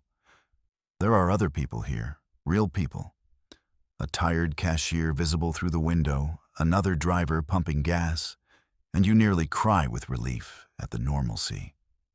You fill your tank and go inside to pay, and you mention the rest stop to the cashier, ask if there have been any reports of problems there. She gives you a strange look and asks what rest stop. You describe it, the mile marker, the location, and she shakes her head. Says there's no rest stop between Grants Pass and Medford on I-5. Hasn't been one there in years. They closed it back in 2003 after those disappearances. You ask what disappearances, and she tells you about the 9 people who vanished from that rest stop over one weekend in October 2003. Different times, different days, but all from that same location. Vehicles found running, doors open, personal belongings undisturbed, but the people just gone. No bodies, no evidence of foul play, no explanation. State police investigated for months, found nothing, and eventually they closed the rest stop permanently, tore down the facilities, barricaded the entrance. She says it's just trees there now, been reclaimed by the forest. Though some truck drivers claim they still see lights there late at night, see the rest stop exactly as it was. But nobody with any sense stops there anymore. You don't tell her you stopped there. You don't mention the feet under the bathroom stalls, or the footprints leading to the tree line, or the face at your window. You just pay for your gas and leave, driving north through the rest of the night with your doors locked and your speed steady. And you don't take any exits until you reach Salem at dawn. When you look at your phone, you have a voicemail from a number you don't recognize. No area code, just zeros. You delete it without listening. You know what it would say. Know it would be those voices you heard from the forest. Maybe closer this time, maybe clearer. And you don't want to know what they're calling for or whether they're calling you back. You reach Seattle by noon, and you tell yourself it was exhaustion, highway hypnosis, some kind of elaborate stress hallucination from too many hours driving. But when you check your car later that week, you find a handprint on the driver's side window, on the outside, where that face was pressed against the glass. It's not a human handprint. Too many fingers, wrong proportions, and it won't wash off no matter what you use. It's still there, faint but visible. A permanent reminder that some rest stops on dark highways don't really exist anymore. And the things that wait at those impossible places are still looking for travelers to complete the collection they started 20 years ago. 9 disappeared in 2003. You could have been number 10, and somewhere on a stretch of I-5 that doesn't have a rest stop, those vehicles are still sitting in that parking lot with their engines running, doors open, waiting for the next person who sees lights where lights shouldn't be, and makes the mistake of pulling off the highway at 3 a.m. when the rules are different and the forest is hungry. The rain comes down so hard on Highway 12 through the Cascades that you almost don't see her standing there on the shoulder, thumb out, soaked through to the skin. It's nearly 9 at night, and you've been driving for 6 hours, trying to get back to Yakima before midnight. And every instinct says, don't stop, don't pick up hitchhikers on mountain highways in the dark. But she's just standing there in the downpour, no jacket, no umbrella. And you think about your own daughter, who's about the same age, early 20s maybe, and what you'd want someone to do if she was stranded. You slow down, pull onto the shoulder about 20 feet past her, and unlock the doors. She gets in the back seat without saying anything, which strikes you as odd because most hitchhikers sit up front to make conversation, to seem less threatening. You glance in the rearview mirror as she settles in behind the passenger seat, and you catch a glimpse of dark hair plastered to her face, pale skin, clothes that look like they've been wet for hours. You ask where she's heading, and she doesn't respond. You try again, louder over the sound of rain hammering on the roof, asking if she's okay, if she needs you to take her to a hospital or police station. Still nothing. Just the sound of rain and your wipers working frantically and your own breathing getting slightly faster. You pull back onto Highway 12 and accelerate carefully, the road slick and winding through dense forest. The headlights barely penetrate the rain, catching the white line occasionally before it disappears into darkness. You adjust the rearview mirror to get a better look at your passenger, thinking maybe she's in shock, traumatized by whatever happened to leave her out here. She's sitting perfectly still, hands folded in her lap, staring straight ahead at the back of your seat.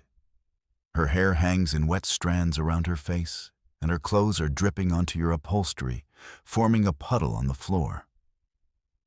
You can see her in the mirror, but something about her posture is wrong, too rigid, like a mannequin positioned in a seat. You try conversation again, introducing yourself, explaining you're heading to Yakima and asking where you can drop her off. No response, not even acknowledgement that you spoke. Her eyes don't blink, don't move, just fixed on that point behind your head.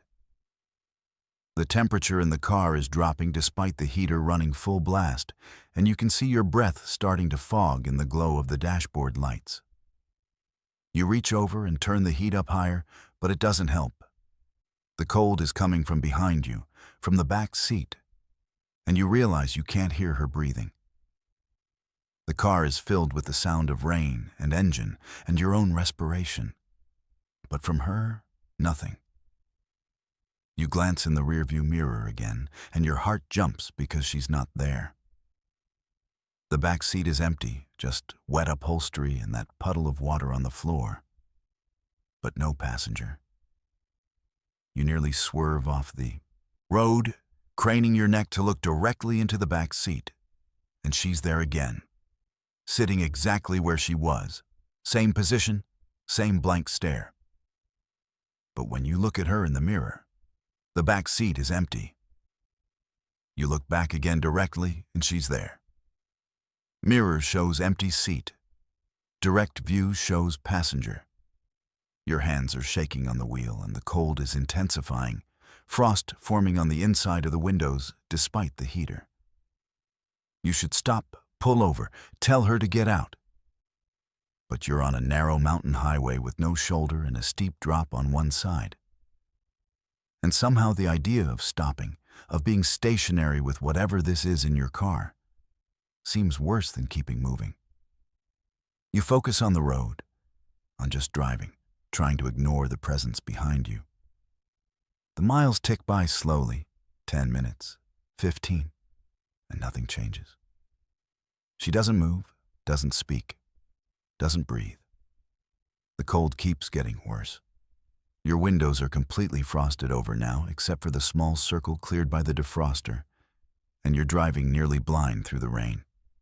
You pass a sign saying White Pass Summit 8 miles ahead, and you decide that's where you'll stop, at the summit, where there's sometimes other traffic, even at night. Just 8 more miles with this thing in your back seat. Except now you can feel it, a presence directly behind your head. And you swear something is breathing on the back of your neck, despite there being no breath sounds. Cold air touching your skin, regular intervals, like breathing but without sound. Your rearview mirror still shows an empty back seat. You don't dare turn around. The radio turns on by itself, no music or voices, just static that rises and falls in rhythm with that silent breathing on your neck. You reach out to turn it off, and the knob comes off in your hand. But the static continues. Your phone on the dashboard lights up showing a call from your own number, which is impossible because your phone is right there. The frost on the windows is forming patterns now, not random, but shapes that might be faces or hands or something else pressed against the glass from inside. The temperature gauge on your dash is dropping, showing the engine temperature falling despite being warmed up, like something is drawing all the heat from the vehicle. You're 5 miles from the summit when you see headlights approaching from ahead, another vehicle coming the opposite direction. And you've never been so relieved to see another human being. You flash your high beams frantically as the vehicle approaches, some kind of SUV, trying to signal distress, trying to get them to stop. But they pass without slowing, headlights cutting through the rain and disappearing behind you. And in that brief moment of illumination, you saw something in your rearview mirror. Not an empty seat, not the girl. Something else entirely.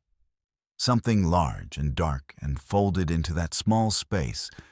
Something that couldn't possibly fit in a car, but was there anyway. Your accelerator stops responding. You're pressing it to the floor, but the car is slowing down, engine still running but losing power. And you're coasting now on a slight uphill grade, which means you'll stop completely in moments. You try the brakes and they don't work either. Nothing works. The car is operating on its own rules now, and those rules say you're stopping here, 3 miles from the summit, on this empty stretch of mountain highway, in the rain and dark, with something wrong in your back seat.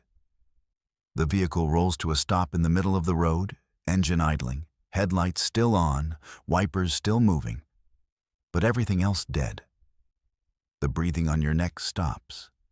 The cold, which had been getting progressively worse, suddenly intensifies beyond anything you've experienced, like being flash frozen, and ice forms on your skin wherever the breath was touching.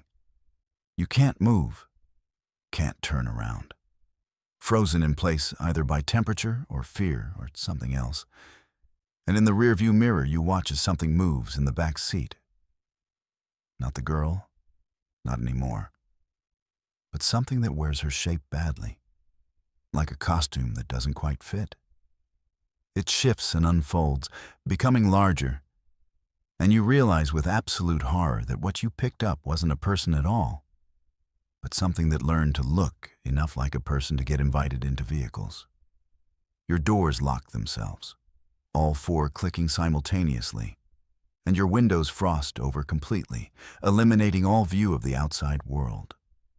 You're sealed in with it, in this metal box on an empty highway, and you can see it moving behind you in the mirror, even though the mirror showed empty space before. It's reaching forward now. Something that might be a hand, or might be several hands, too many fingers, too many joints. And it's moving toward the back of your seat, toward where your head is, slowly and deliberately, like it has all the time in the world. You find your voice and scream, finally. And the sound fills the car, but goes nowhere, absorbed by the frost and the rain and the thing behind you. You're clawing at the door handle, but it won't open, won't budge, and the hand or hands are touching the back of your seat now. You can feel the pressure through the upholstery, can feel cold radiating through the fabric. Your phone rings again, your own number calling, and without thinking, you answer it, putting it on speaker. And your own voice comes through, but wrong, pitched wrong, words inverted. Don't look back, don't look back, don't look back. But you do. You turn around in your seat and look directly at what's behind you because not knowing seems worse than knowing.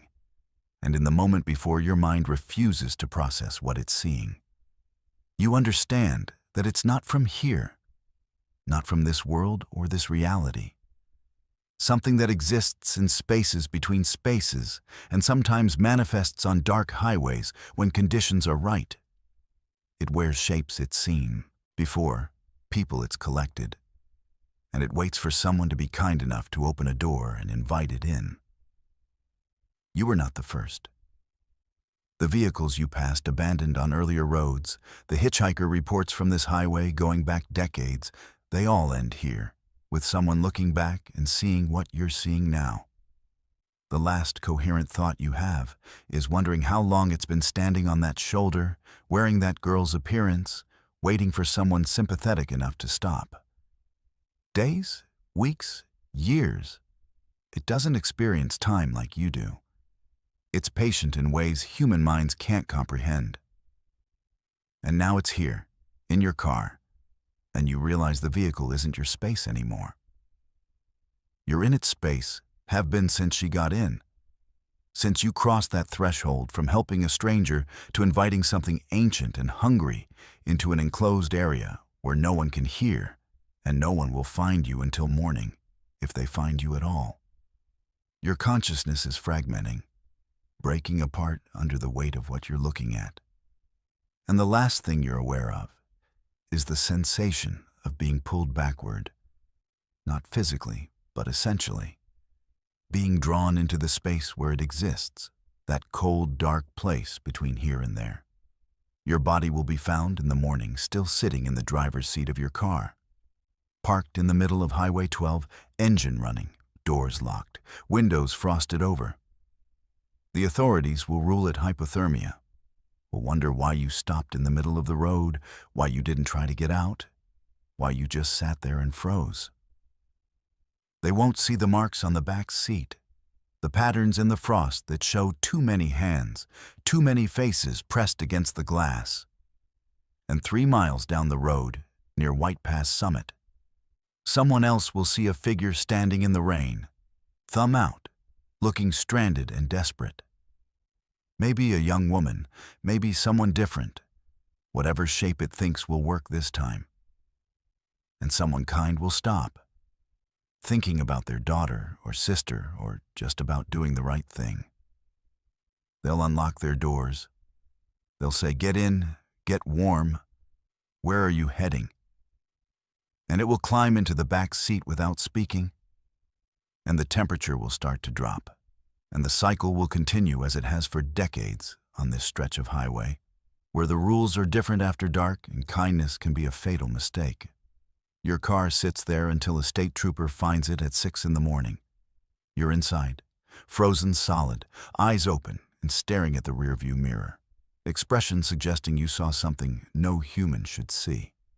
The back seat is empty, but soaking wet, puddles on the floor, and the upholstery has marks pressed into it like someone sat there for hours. The trooper calls it in as another unexplained death on Highway 12, the 4th one this year. All of them the same. Single driver, stopped in the middle of the road, frozen despite running heater, no signs of foul play. The case will go, unsolved like the others. The highway will stay open. And tonight, when the rain comes down hard through the Cascades, someone else will see a figure standing on the shoulder, and they'll have to decide whether kindness is worth the risk. Whether that stranded stranger is really what they appear to be, or whether some things should be left standing in the rain, no matter how human they look. You're driving south on Highway 101 between Brookings and Gold Beach around 10 at night. And the fog rolls in so thick and fast, it's like driving into a wall of cotton.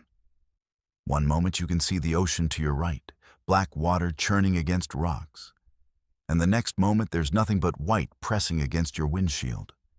You slow down to 30, then 25, because the road here hugs the coastline, and there are places where the shoulder just drops away into nothing, 200 feet straight down to the Pacific. The yellow center line disappears and reappears in your headlights, the only thing keeping you oriented on the pavement. The first figure appears so suddenly you nearly swerve off the road. It's standing about 15 feet from the edge of the pavement, just visible through the fog, a dark silhouette that could be a person or maybe a tree stump or a road sign. But then you pass it, and in your peripheral vision, You see it's definitely human-shaped, standing perfectly still, facing the road. You tell yourself it's a hitchhiker or someone whose car broke down, but something stops you from turning around to offer help. Maybe it's the posture, too rigid, or maybe it's the way the fog seems thicker around it, like the figure is generating its own weather. You drive another quarter-mile, and there's another one. Same distance from the road, same motionless stance, same wrong feeling about it. This one is on the left side, the ocean side, which should be impossible because there's no shoulder there, just cliff edge and rocks below. But there it stands, and you can't see any detail through the fog, just a dark outline that might be wearing clothes or might be made of something else entirely. Your hands tighten on the wheel, and you press the accelerator slightly, wanting to put distance between you and whatever you're seeing. The figures start appearing more frequently. One every few hundred feet, alternating sides of the road, always standing, always facing toward you. By the time you've gone 2 miles, you've counted 11 of them, and you're starting to notice details that make your skin crawl. They're not all the same height. Some are impossibly tall, 7 or 8 feet, while others are child-sized. None of them move as you pass. None of them have visible faces, just that suggestion of a head on shoulders, features erased by distance and fog and darkness. The ocean sound is getting louder, waves crashing against the cliffs. But you can't see the water anymore. Can't see anything except the road directly in front of you, and these accumulating figures watching from the fog. You try the radio, but it's all static. That particular Pacific Northwest static that sounds almost like voices if you listen long enough. You turn it off. Your phone shows 1 bar of signal, then none, then 1 again, fluctuating. The GPS has frozen, showing your position miles back where the fog started, like you haven't moved at all despite driving for 15 minutes. The figures are closer now, not 15 feet from the road, but 10, then 8. And they're appearing more densely, 1 every 30 feet, then every 20. You're driving through a corridor of watchers, and the fog is so thick your headlights barely penetrate 5 feet ahead. The road curves, and you take it too fast, tires squealing, because you're not paying attention to driving anymore. You're watching the figures. They're definitely closer, maybe 6 feet from the pavement now. And there are dozens of them, hundreds maybe, stretching away into the fog on both sides. You catch glimpses of detail in your headlights as you pass, and what you see makes no sense. One of them has too many arms, limbs hanging at wrong angles. Another is bent backward at the waist, head facing the wrong direction. A third seems to be floating slightly above the ground, no legs visible below the torso. You're breathing fast now. Shallow gasps, and your vision is starting to blur from the combination of fog and fear and the hypnotic repetition of figure after figure after figure. The painted white edge line on your right disappears completely, and you drift. Feel your tire hit gravel, and you jerk the wheel left, overcorrecting. For a terrifying moment, you think you're going to hit one of the figures. You're aimed right at it. But at the last second you swerve, and it's beside your car, so close you could touch it if your window was open. And in that instant of proximity, you see that it has no face at all. Just smooth skin or fog or something else where features should be. The figures are at the edge of the road now, toes touching the pavement if they have toes, and you're slaloming between them, trying not to look directly at any of them, because every time you do, you see something wrong, something that violates what humans should look like. They're multiplying impossibly fast, appearing every few feet now. And you realize with crawling horror that they're not just on the sides of the road anymore. One is in your lane, 20 feet ahead, and you swerve around it, horn blaring uselessly into the fog. Then another in the road, and another, and you're weaving between them, missing them by inches. Your car clips one and you feel the impact, soft but definite, like hitting a bag of leaves, and you scream because you just hit a person. You just committed vehicular manslaughter. But when you check the mirror, there's nothing behind you. No body in the road, just fog and more figures standing at the edges. You hit another one, unavoidable. It steps into your path too quickly. And again that soft impact. And again, nothing in your mirror. They're not solid. Or there's something that exists in a state between solid and not. And you're driving through them like they're projections, or ghosts, or warnings. The ocean sound is overwhelming now. Louder than your engine, louder than your breathing.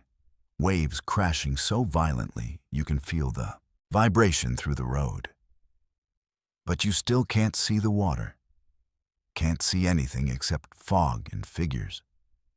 And the figures are surrounding you completely now, filling every space, pressed against your car on both sides. You can hear them scraping against the metal, soft sounds like fingernails on glass or cloth dragging across paint. Your side mirrors show nothing but white fog and dark shapes. So many shapes you can't distinguish individual figures anymore. Just a mass of them moving alongside your vehicle. You press the accelerator harder, pushing 50, 60, too fast for the conditions, but you need to get through this. Need to break free of whatever pocket of wrong you've driven into. The speedometer climbs to 70 and the figures blur past, and you're starting to think you're going to make it, going to outrun them when you see what's ahead. The fog lifts slightly, visibility extending maybe 30 feet, and the road in front of you is completely blocked. They're standing across both lanes, shoulder to shoulder, dozens deep, a solid wall of those featureless silhouettes. And they're not moving, not parting, just waiting. You slam on the brakes and the car skids on the damp pavement, fishtailing, and you're going to hit them. There's no way to stop in time. And you're bracing for impact when the fog drops again like a curtain, visibility reduced to nothing, and you feel the car slow and stop mere inches from something. You can't see what. Your headlights show only white fog and shadows that might be figures or might be nothing. The engine is still running, but when you try to accelerate, the wheels spin uselessly, no traction, like you're on ice. You try reverse and same result, just wheels spinning, going nowhere. The figures press closer. You can see them now through every window surrounding the car, dozens of them. Those smooth, featureless faces turned toward you. They're touching the car, hands or whatever they have, pressing against the glass and metal. And everywhere they touch, frost forms, spreading in delicate patterns. The temperature inside the vehicle drops rapidly, your breath visible, and the windows are fogging from inside, despite the defroster running. You try the door locks, and they click closed, then open again on their own, then closed, then open, cycling rapidly like they can't decide which position to hold. One of the figures moves closer to your driver's side window, face pressed against the glass, and you're looking directly at where its eyes should be, but there's nothing there. Just smooth surface, and its mouth opens, or appears to open. A dark hole forming in the blankness, and you hear sound. Ik. Not through the window, but inside your head. A voice that might be speaking words, or might be the ocean, or might be wind through empty spaces. It's saying something, the same phrase repeated, and you strain to understand. Join us in the gray.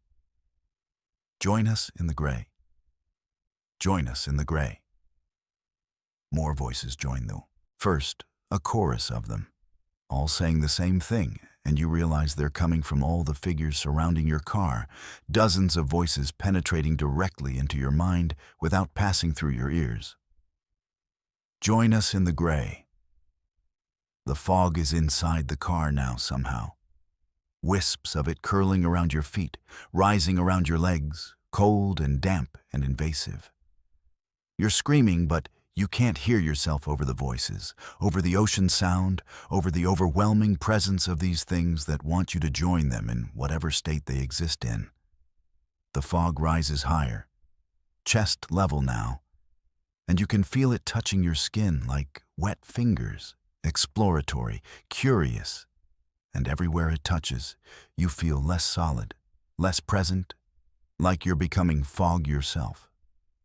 The figures are closer, pressing against the windows so densely you can't see between them. And their hands are reaching through the glass like it's not there, like they're not bound by the same rules that govern solid matter. You try to swat them away, but your own hands pass through them, and you feel cold. Such profound cold that your bones ache. And you realize you're changing, converting from flesh to whatever substance these things are made from. The fog lifts suddenly, instantly, and you're gasping for air that's clear and cold and real. The figures are gone. Every single one of them vanished like they were never there. Your car is still running, parked in the middle of Highway 101, and you can see the ocean now, black water reflecting moonlight, and the road stretches ahead, empty and normal. You check the mirrors, check every window, and there's nothing. No figures, no fog, just a clear October night on the Oregon coast. But your windows are frosted over from the inside, and when you breathe on the glass to wipe it away, you see handprints. Dozens of them, pressed into the frost from inside the car. You drive slowly to Gold Beach, making it to town 15 minutes later, and you park under the brightest street light you can find near a 24-hour diner. Inside, you order coffee and sit shaking in a corner booth, and you're trying to rationalize what happened. Exhaustion hallucination, carbon monoxide from a leak in the car, some kind of localized weather phenomenon. But your clothes are damp like you've been in fog, and your skin is pale, almost gray in the harsh diner lighting, and you're so cold that 3 cups of coffee don't warm you up. The waitress asks if you're okay, and you tell her you drove through some heavy fog, and she gives you a strange look. Says the weather's been clear all night, not a bit of fog reported anywhere on the coast. You check the weather app on your phone and she's right. No fog advisory, no mention of reduced visibility. But you were in it, drove through miles of it, and the figures, you saw them, hundreds of them. You finish your coffee and walk out to your car, and in the parking lot lighting you see that the exterior is covered in a fine layer of salt residue, like you drove through ocean spray. But the highway doesn't run that close to the water between Brookings and Gold Beach. And when you open the door, there's something on the driver's seat that wasn't there before. A stone, smooth and gray, about the size of a fist, and it's wet, dripping with seawater. You pick it up and it's ice cold, and there are marks on it, grooves worn into the surface that might be writing or might be natural erosion. You throw it into the parking lot and get in your car and drive to the nearest hotel, checking in and locking yourself in the room. But when you empty your pockets later, the stone is there, sitting on the dresser, still wet, still cold. You didn't bring it. You threw it away. But here it is. And the grooves are definitely intentional. Definitely words in some language you don't recognize. And when you touch them, you hear that voice again. Faint, but present. Join us in the gray. You drive home the next day using I-5, avoiding Highway 101 completely. And you never tell anyone what happened because how could you explain it? But the stone stays with you, appearing in your house even when you dispose of it. And on foggy nights, you see them sometimes. Standing in your yard at the edge of visibility, waiting patiently. They never come closer, Never enter your house, just wait and watch. And you understand that they're reminding you that you were invited, that you drove through their territory and felt what it was like to almost join them.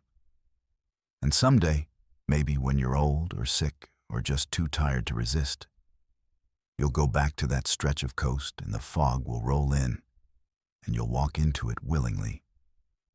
And you'll become one of the figures that stand beside Highway 101 in the mist, waiting for the next driver who sees too much and doesn't turn back fast enough. Your GPS reroutes you off Highway 20 in eastern Washington around 7 in the evening, claiming there's an accident ahead that will add 2 hours to your drive. The detour takes you onto smaller roads, 2-lane highways cutting through wheat fields and scrubland, and you're following the blue line on your phone screen without really paying attention to where you're going. The sun is setting, painting the plateau country in shades of gold and amber. And you're thinking about the hotel reservation in Spokane you're probably going to miss when the GPS tells you to take exit 43. There's no exit number posted, just a plain off-ramp curving away from the highway. And you hesitate for a second before taking it because something feels off about following directions from a phone that's been glitchy all day. But you take the exit anyway, and the road leads you through a quarter-mile of empty land before the town appears suddenly, like it was hiding behind the landscape. It's small, maybe 20 blocks total, with a main street running down the center and residential areas spreading out on either side. Everything looks immaculately maintained, almost artificially perfect, like a movie set or a model train layout scaled up to life size. You drive slowly down Main Street, looking for a gas station or somewhere to ask about getting back to the highway, and you notice details that strike you as unusual. All the storefronts are occupied, no empty businesses or boarded windows, and they all look freshly painted in cheerful pastels. There's a hardware store with tools arranged in the window display with geometric precision, a diner with red vinyl booths visible through spotless glass, a pharmacy with vintage signage that looks brand new. The sidewalks are swept clean. The street trees are pruned identically, and the few vehicles parked along the curbs are all domestic makes from the last 5 years. Nothing older, nothing exotic. What's really strange is the people. There are maybe a dozen of them visible on the sidewalks and in storefronts, and they're all smiling. Not casual smiles or polite expressions, but broad, sustained smiles that show too many teeth and don't quite reach their eyes. A woman sweeping outside the bakery sees you drive past and waves enthusiastically, holding the gesture long after you've passed. 2 men talking outside the hardware store both turn to watch your car, their conversation stopping mid-sentence. And they're smiling too. Identical expressions, like they practiced in a mirror. A group of people sitting at outdoor tables at the diner all turn simultaneously as you pass, tracking your movement with their heads while their bodies stay perfectly still. You find a gas station at the end of Main Street, a small independent operation with 2 pumps and a building that looks like it was built in the 50s but maintained obsessively. An attendant comes out before you've even turned off your engine, a man in his 30s or 40s or maybe 50s. It's hard to tell because his face has an ageless quality, smooth and unlined in a way that seems wrong. He's smiling that same too wide smile, and he's at your window before you can decide whether to stay or drive away. He greets you by name, which freezes you in place because you haven't told him your name, haven't spoken at all. And when you ask how he knows it, he just laughs and says small towns know everything. He starts pumping gas without asking how much you want, and he's talking the whole time, telling you how wonderful the town is, how friendly everyone is, how lucky you are to have found them. He asks where you're heading, and when you say Spokane, he shakes his head sympathetically and says, "That's so far, you must be tired. Why don't you stay the night at their lovely bed and breakfast just 2 blocks down?" You decline politely, saying you need to get back on the highway, and his smile doesn't waver, but something in his eyes shifts. A flicker of something that might be disappointment or might be calculation. He finishes pumping and tells you the total, which is impossibly low, half what gas should cost. And when you question it, he insists that's their price. You're pulling out your wallet when two more people approach, a woman and a man, both with that same ageless quality and that same unsettling smile. They introduce themselves as the mayor and the head of the Chamber of Commerce, though they don't say which is which. And they're both talking about how rare it is to get visitors and how they absolutely insist you stay for dinner at the diner, their treat. No arguments allowed. Their friendliness is aggressive, overwhelming, and you're boxed in by three people all standing too close and smiling too much. And you're trying to find a polite way to refuse when you notice more people gathering. 6, then 8, then a dozen, all emerging from shops and homes, all walking toward the gas station with that same purposeful stride and those same identical smiles. You pay quickly and get back in your car. And you're putting it in drive when the attendant steps in front of your vehicle, not threatening, just standing there with his hands up in a calming gesture, still smiling, saying, "You really should stay. It's going to be dark soon, and the roads around here are confusing, and wouldn't it be better to leave in the morning after a good night's sleep and a home-cooked breakfast?" The crowd has grown larger, maybe 20 people now, forming a loose semicircle around your car, and they're all nodding in agreement with the attendant, all adding their voices to the chorus of reasons why you should stay. You manage to navigate around the attendant and drive back toward Main Street. But the GPS has stopped working, frozen on a blank screen, and you can't remember which direction you came from. The roads all look identical, clean and well-maintained, and lined with perfect houses. And every turn you take seems to lead you back to Main Street. You try going straight for 6 blocks, and you end up on Main Street. You try a complicated series of turns, and you end up on Main Street. The sun has set completely now, and the streetlights are coming on, casting that orange sodium glow that makes everything look slightly unreal. You park outside the diner and try to get your bearings, pulling out a paper map you keep in the glove compartment. And that's when you notice all the people on the sidewalks have stopped moving. They're just standing there, maybe 30 or 40 of them now, all facing your direction, all wearing those smiles. And they're starting to move toward you in unison, not running, but walking in perfect synchronization. You lock your doors, and they keep coming. And when they reach your car, they surround it completely, pressing close, faces at every window, hands touching the glass, all of them speaking at once in a chorus that sounds almost rehearsed. They're saying you're welcome here, you're safe here, you should stay here, become part of their community. They need new people to keep the town alive.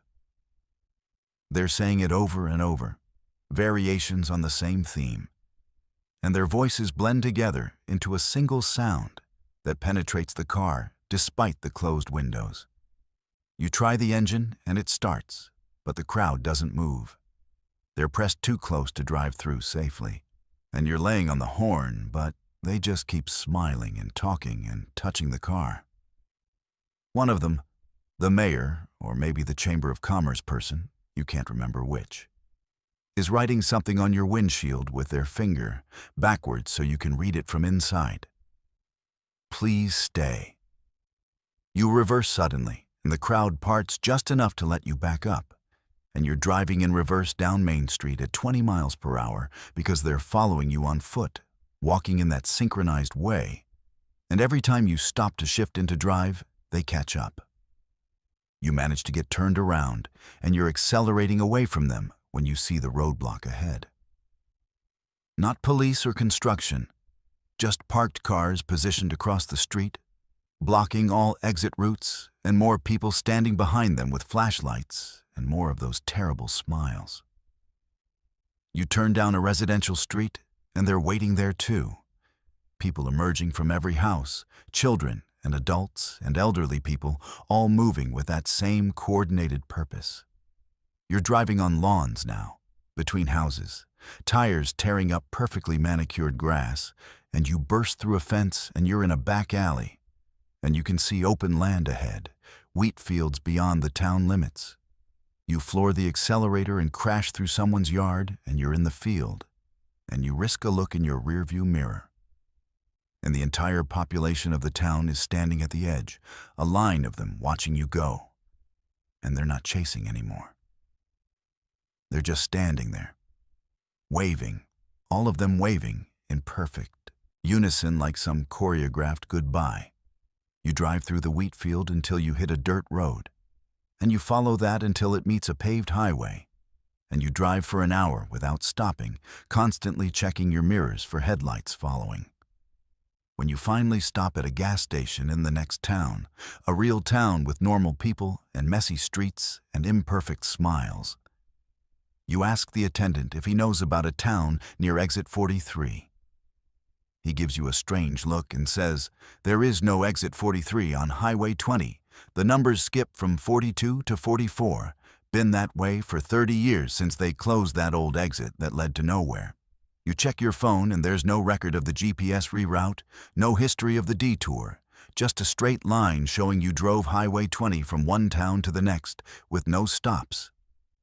Your car is covered in mud and grass stains from driving through that field, so you know you didn't imagine it. But when you try to find the town on any map, digital or paper, there's nothing there. Just empty space in eastern Washington, where a perfect little town shouldn't be, but is. Waiting for the next lost driver to take an exit that doesn't exist and discover that some communities are so desperate for new residents, they'll do anything to make you stay. You're driving Highway 20 through the North Cascades in late October, heading east toward Winthrop, and the afternoon light is already fading behind the mountain peaks. The road climbs steadily through old-growth forest, switchbacks carved into rock faces, and you're making good time despite the conditions. Your phone lost signal about 20 miles back, which is normal for this remote stretch, and you're navigating from memory and the occasional road sign. The tunnel appears ahead, one of several that punch through the mountains on this route, and you can see the dark opening growing larger as you approach, framed by concrete abutments and those yellow caution lights that blink in sequence. The tunnel is maybe half a mile long based on the sign you passed, well lit with overhead fixtures every 50 feet, and your headlights aren't even necessary inside. The walls are modern concrete, so smooth and gray, with reflective markers running along the base and ventilation fans humming somewhere overhead. You count approximately 30 seconds from entrance to exit, coming out the other side into fading daylight and more mountain scenery. Except the tunnel entrance is directly ahead of you again. Same yellow caution lights, same concrete abutments, like you've somehow looped back to where you started without turning around. You slow down, confused, checking your mirrors to see if you somehow got turned around.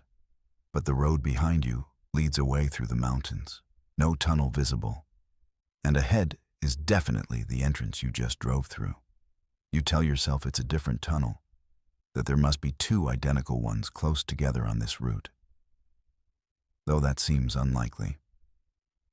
You drive through again, counting this time, making it to 45 seconds before emerging into what should be a different landscape. But it's the same view, same placement of trees and rock faces. And yes, there's the tunnel entrance again, waiting ahead like it never left. Third time through, you notice the lighting is different. Not as bright, maybe half the fixtures are out, creating longer stretches of shadow between working lights. The concrete walls look slightly more weathered, small cracks visible in places, and there's water dripping from the ceiling in sections, leaving dark stains. The ventilation fans sound rougher, metal on metal grinding that echoes through the enclosed space. You emerge after 50 seconds this time, the tunnel seemingly longer, and the entrance is there again. Same position, same inevitable presence blocking your route forward. You stop the car before entering the fourth time, sitting there with the engine idling, trying to rationalize what's happening. GPS loop, some kind of optical illusion, extreme fatigue causing disorientation. But you know the tunnel is repeating, know you're passing through the same space multiple times, and it's changing with each iteration. You consider turning around, heading back west, but when you check your rearview mirror, the road behind you curves away into darkness that shouldn't be there in afternoon light. Forward seems like the only option, so you accelerate into the tunnel again. The fourth pass shows significant deterioration. Most of the overhead lights are dead now. Just every third or fourth fixture still working, and the darkness between them is profound. The concrete walls have large cracks running through them, some wide enough that you can see darkness beyond, suggesting voids in the rock. The pavement is rougher, potholes forming, and you have to slow down to navigate around them. There are stains on the walls that might be water damage, or might be something else. Organic looking, spreading in patterns that seem intentional. The ventilation fans are mostly silent, just one or two still running with that grinding sound. You take almost 90 seconds to traverse what should be a half-mile tunnel. Fifth time, the modern concrete is giving way to older construction. The walls are rough-hewn rock in places, supported by timber beams that look like they're from a different era. Thick, rough-cut logs instead of modern engineering. The lighting is almost completely gone. Just your headlights penetrating the darkness, catching reflections in puddles on the floor and the eyes of something small scurrying away from the light. The air smells different. Damp and mineral heavy, like you're deeper underground than a highway tunnel should go. The pavement is breaking up completely, just chunks of asphalt scattered across packed dirt, and tree roots are pushing up through the floor even though you're inside a mountain. You're shaking now, hands tight on the wheel, and you're counting seconds obsessively as you drive. 130 seconds before you see the exit, which should be impossible because the tunnel was only half a mile originally and you're not driving that slowly. But the exit appears, and you drive through, and the entrance is ahead. Closer now, like the distance between completion and restart is shrinking. The tunnel is drawing you back faster, giving you less time to process what's happening before you're committed to the next iteration. Sixth pass. The timber supports are rotting, some of them collapsed entirely, and you're driving over broken beams and scattered rock. The walls are mostly natural cave now, irregular and dripping, stalactites forming from the ceiling in places. There's no lighting at all, except what you provide, and your headlights show a space that's narrower, lower, more primitive with each meter you advance. You see markings on the walls, scratches or carvings, symbols you don't recognize, but that triggers some ancestral recognition in your brain. Warnings from people who passed through here when it was even less developed, even more dangerous. The smell is overwhelming now. Decay and mineral and something else. Something that might be bones. Seventh time. You're not sure this qualifies as a tunnel anymore. It's a cave, natural formation, and you're driving through spaces that were never meant for vehicles. Your car scrapes against rock outcroppings, mirror getting knocked aside, and the passage is so low in places that your roof brushes against stone. The floor is mud and gravel and ancient stone, no trace of modern pavement remaining, and you're bouncing over terrain that threatens to high-center your vehicle. There are things moving in the darkness beyond your headlights, glimpses of shapes that might be animals or might be something else, something that exists in deep places and doesn't appreciate intrusion. You're sobbing now, terrified but unable to stop. Because stopping in here seems worse than continuing forward. Your engine is straining, temperature gauge climbing, and you can hear metal grinding against rock as you navigate passages barely wide enough for your vehicle.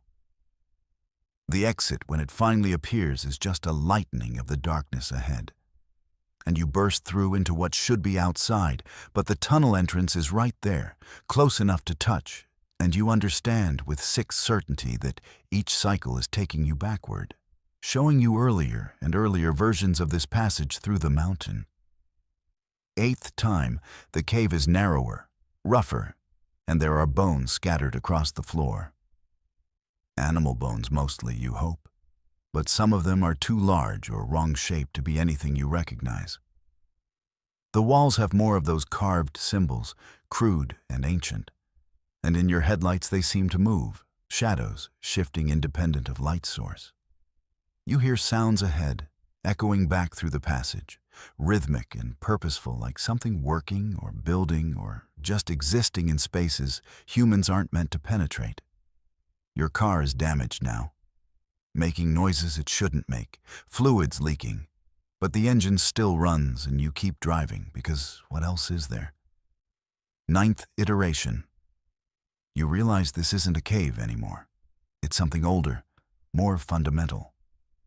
The passage is barely vehicle width. Walls pressing close enough to touch on both sides, ceiling so low you could reach up and brush it if your hands weren't locked on the steering wheel. The rock is wrong, not like any geology you know.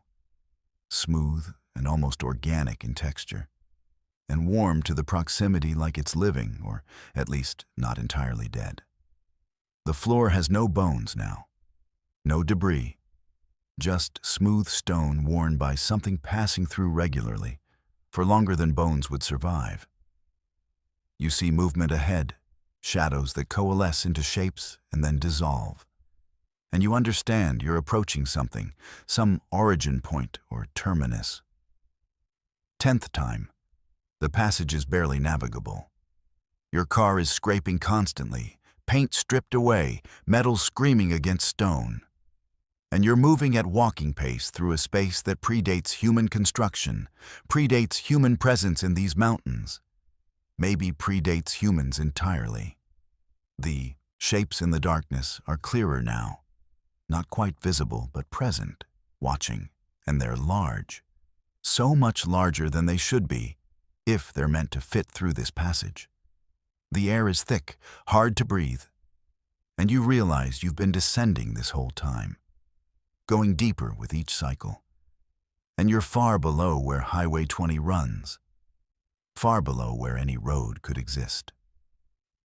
The exit appears, and you emerge not into daylight, but into a vast darkness, a space so large your headlights can't find the far walls, and you realize you've driven through the tunnel so many times, gone so far back through its history, that you've reached the time before.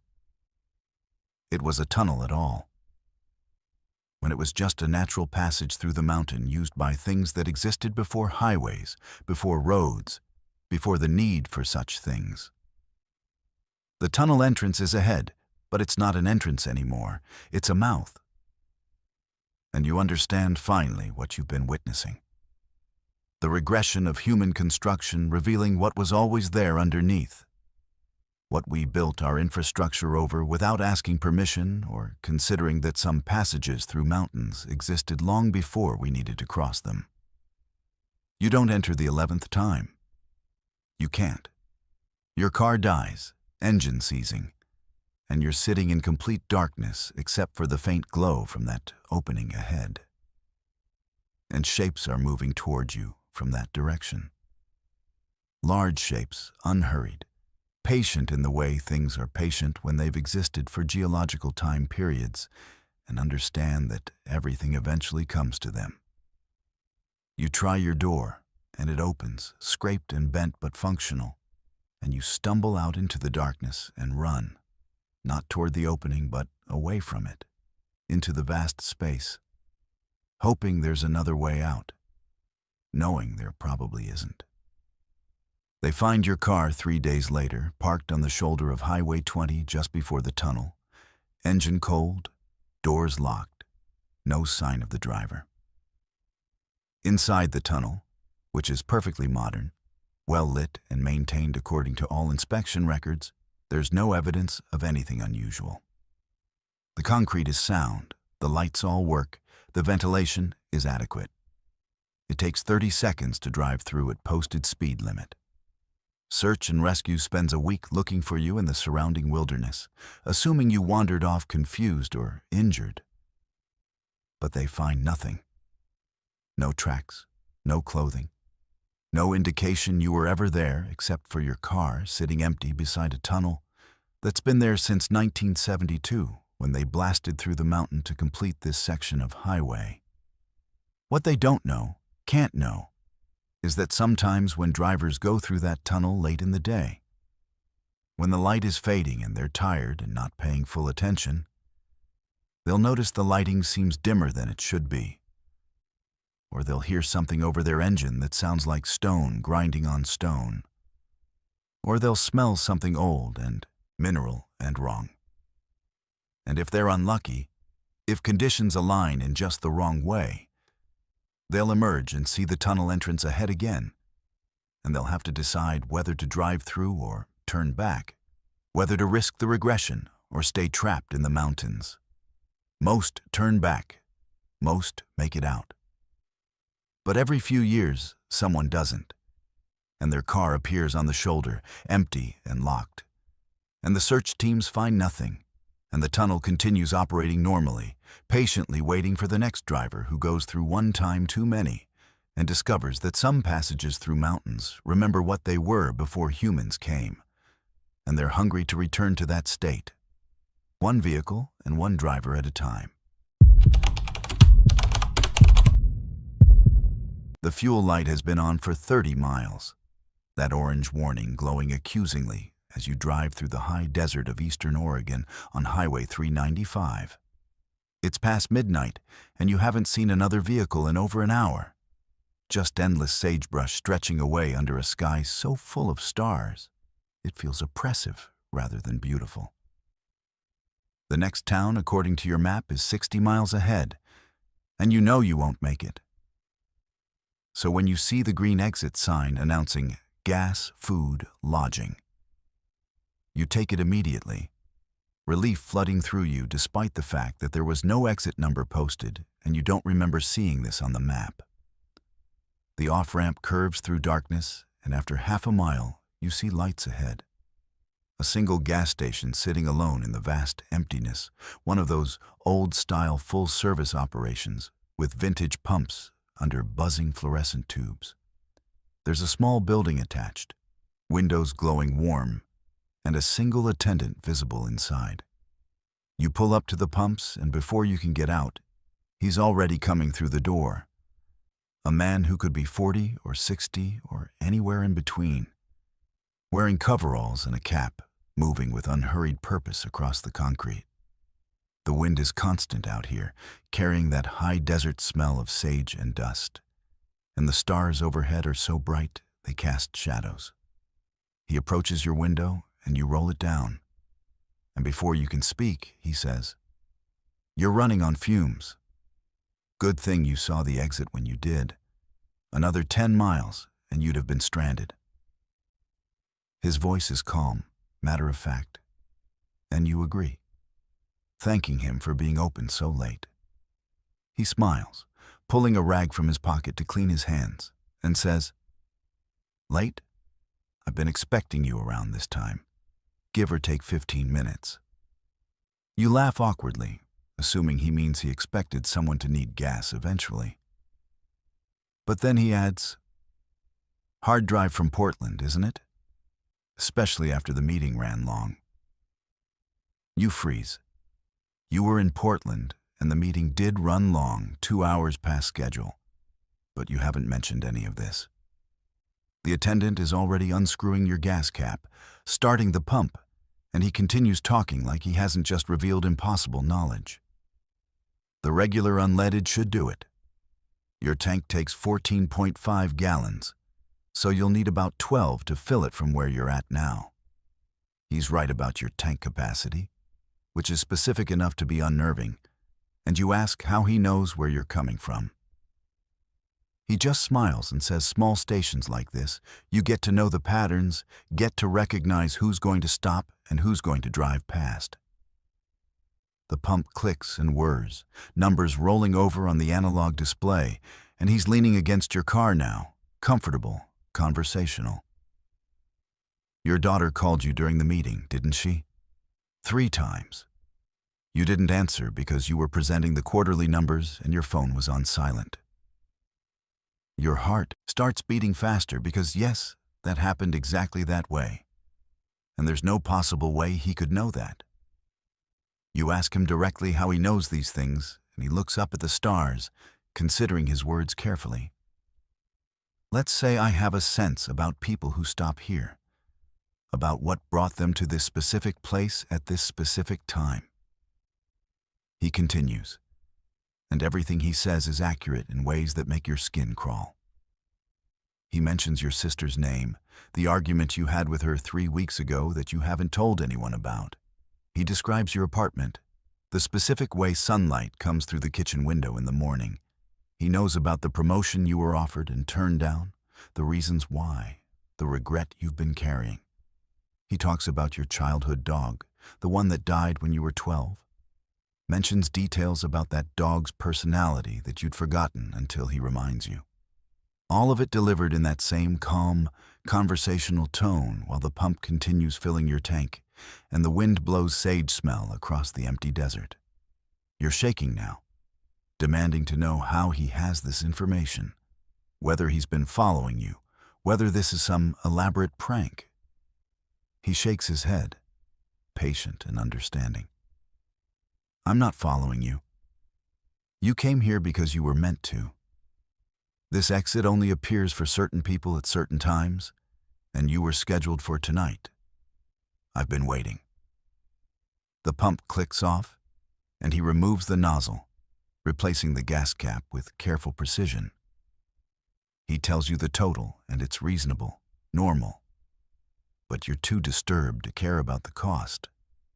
You pay with a credit card, and he runs it through an old manual imprinter, the kind that makes physical impressions. And while he's processing it, he says, "You're wondering if you should have answered those calls from your daughter. The third one especially. She needed to tell you something important." Your hand freezes while signing the receipt. You have been wondering that, have been planning to call her back in the morning, and you ask what she needed to tell you. The attendant hands you the receipt and your card, and his expression shifts to something like sympathy. That's not for me to say. That's between you and her. I'm just here to remind you that timing matters. Some conversations wait, others don't.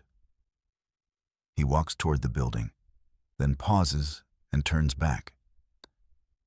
You're going to want to call her before you get back on the highway. There's a phone booth around the side, still works, quarters only. Or use your cell, you've got signal here. You check your phone and he's right. Full bars despite being in the middle of nowhere. You ask why he's telling you this, what he wants, and he just smiles that knowing smile. I don't want anything.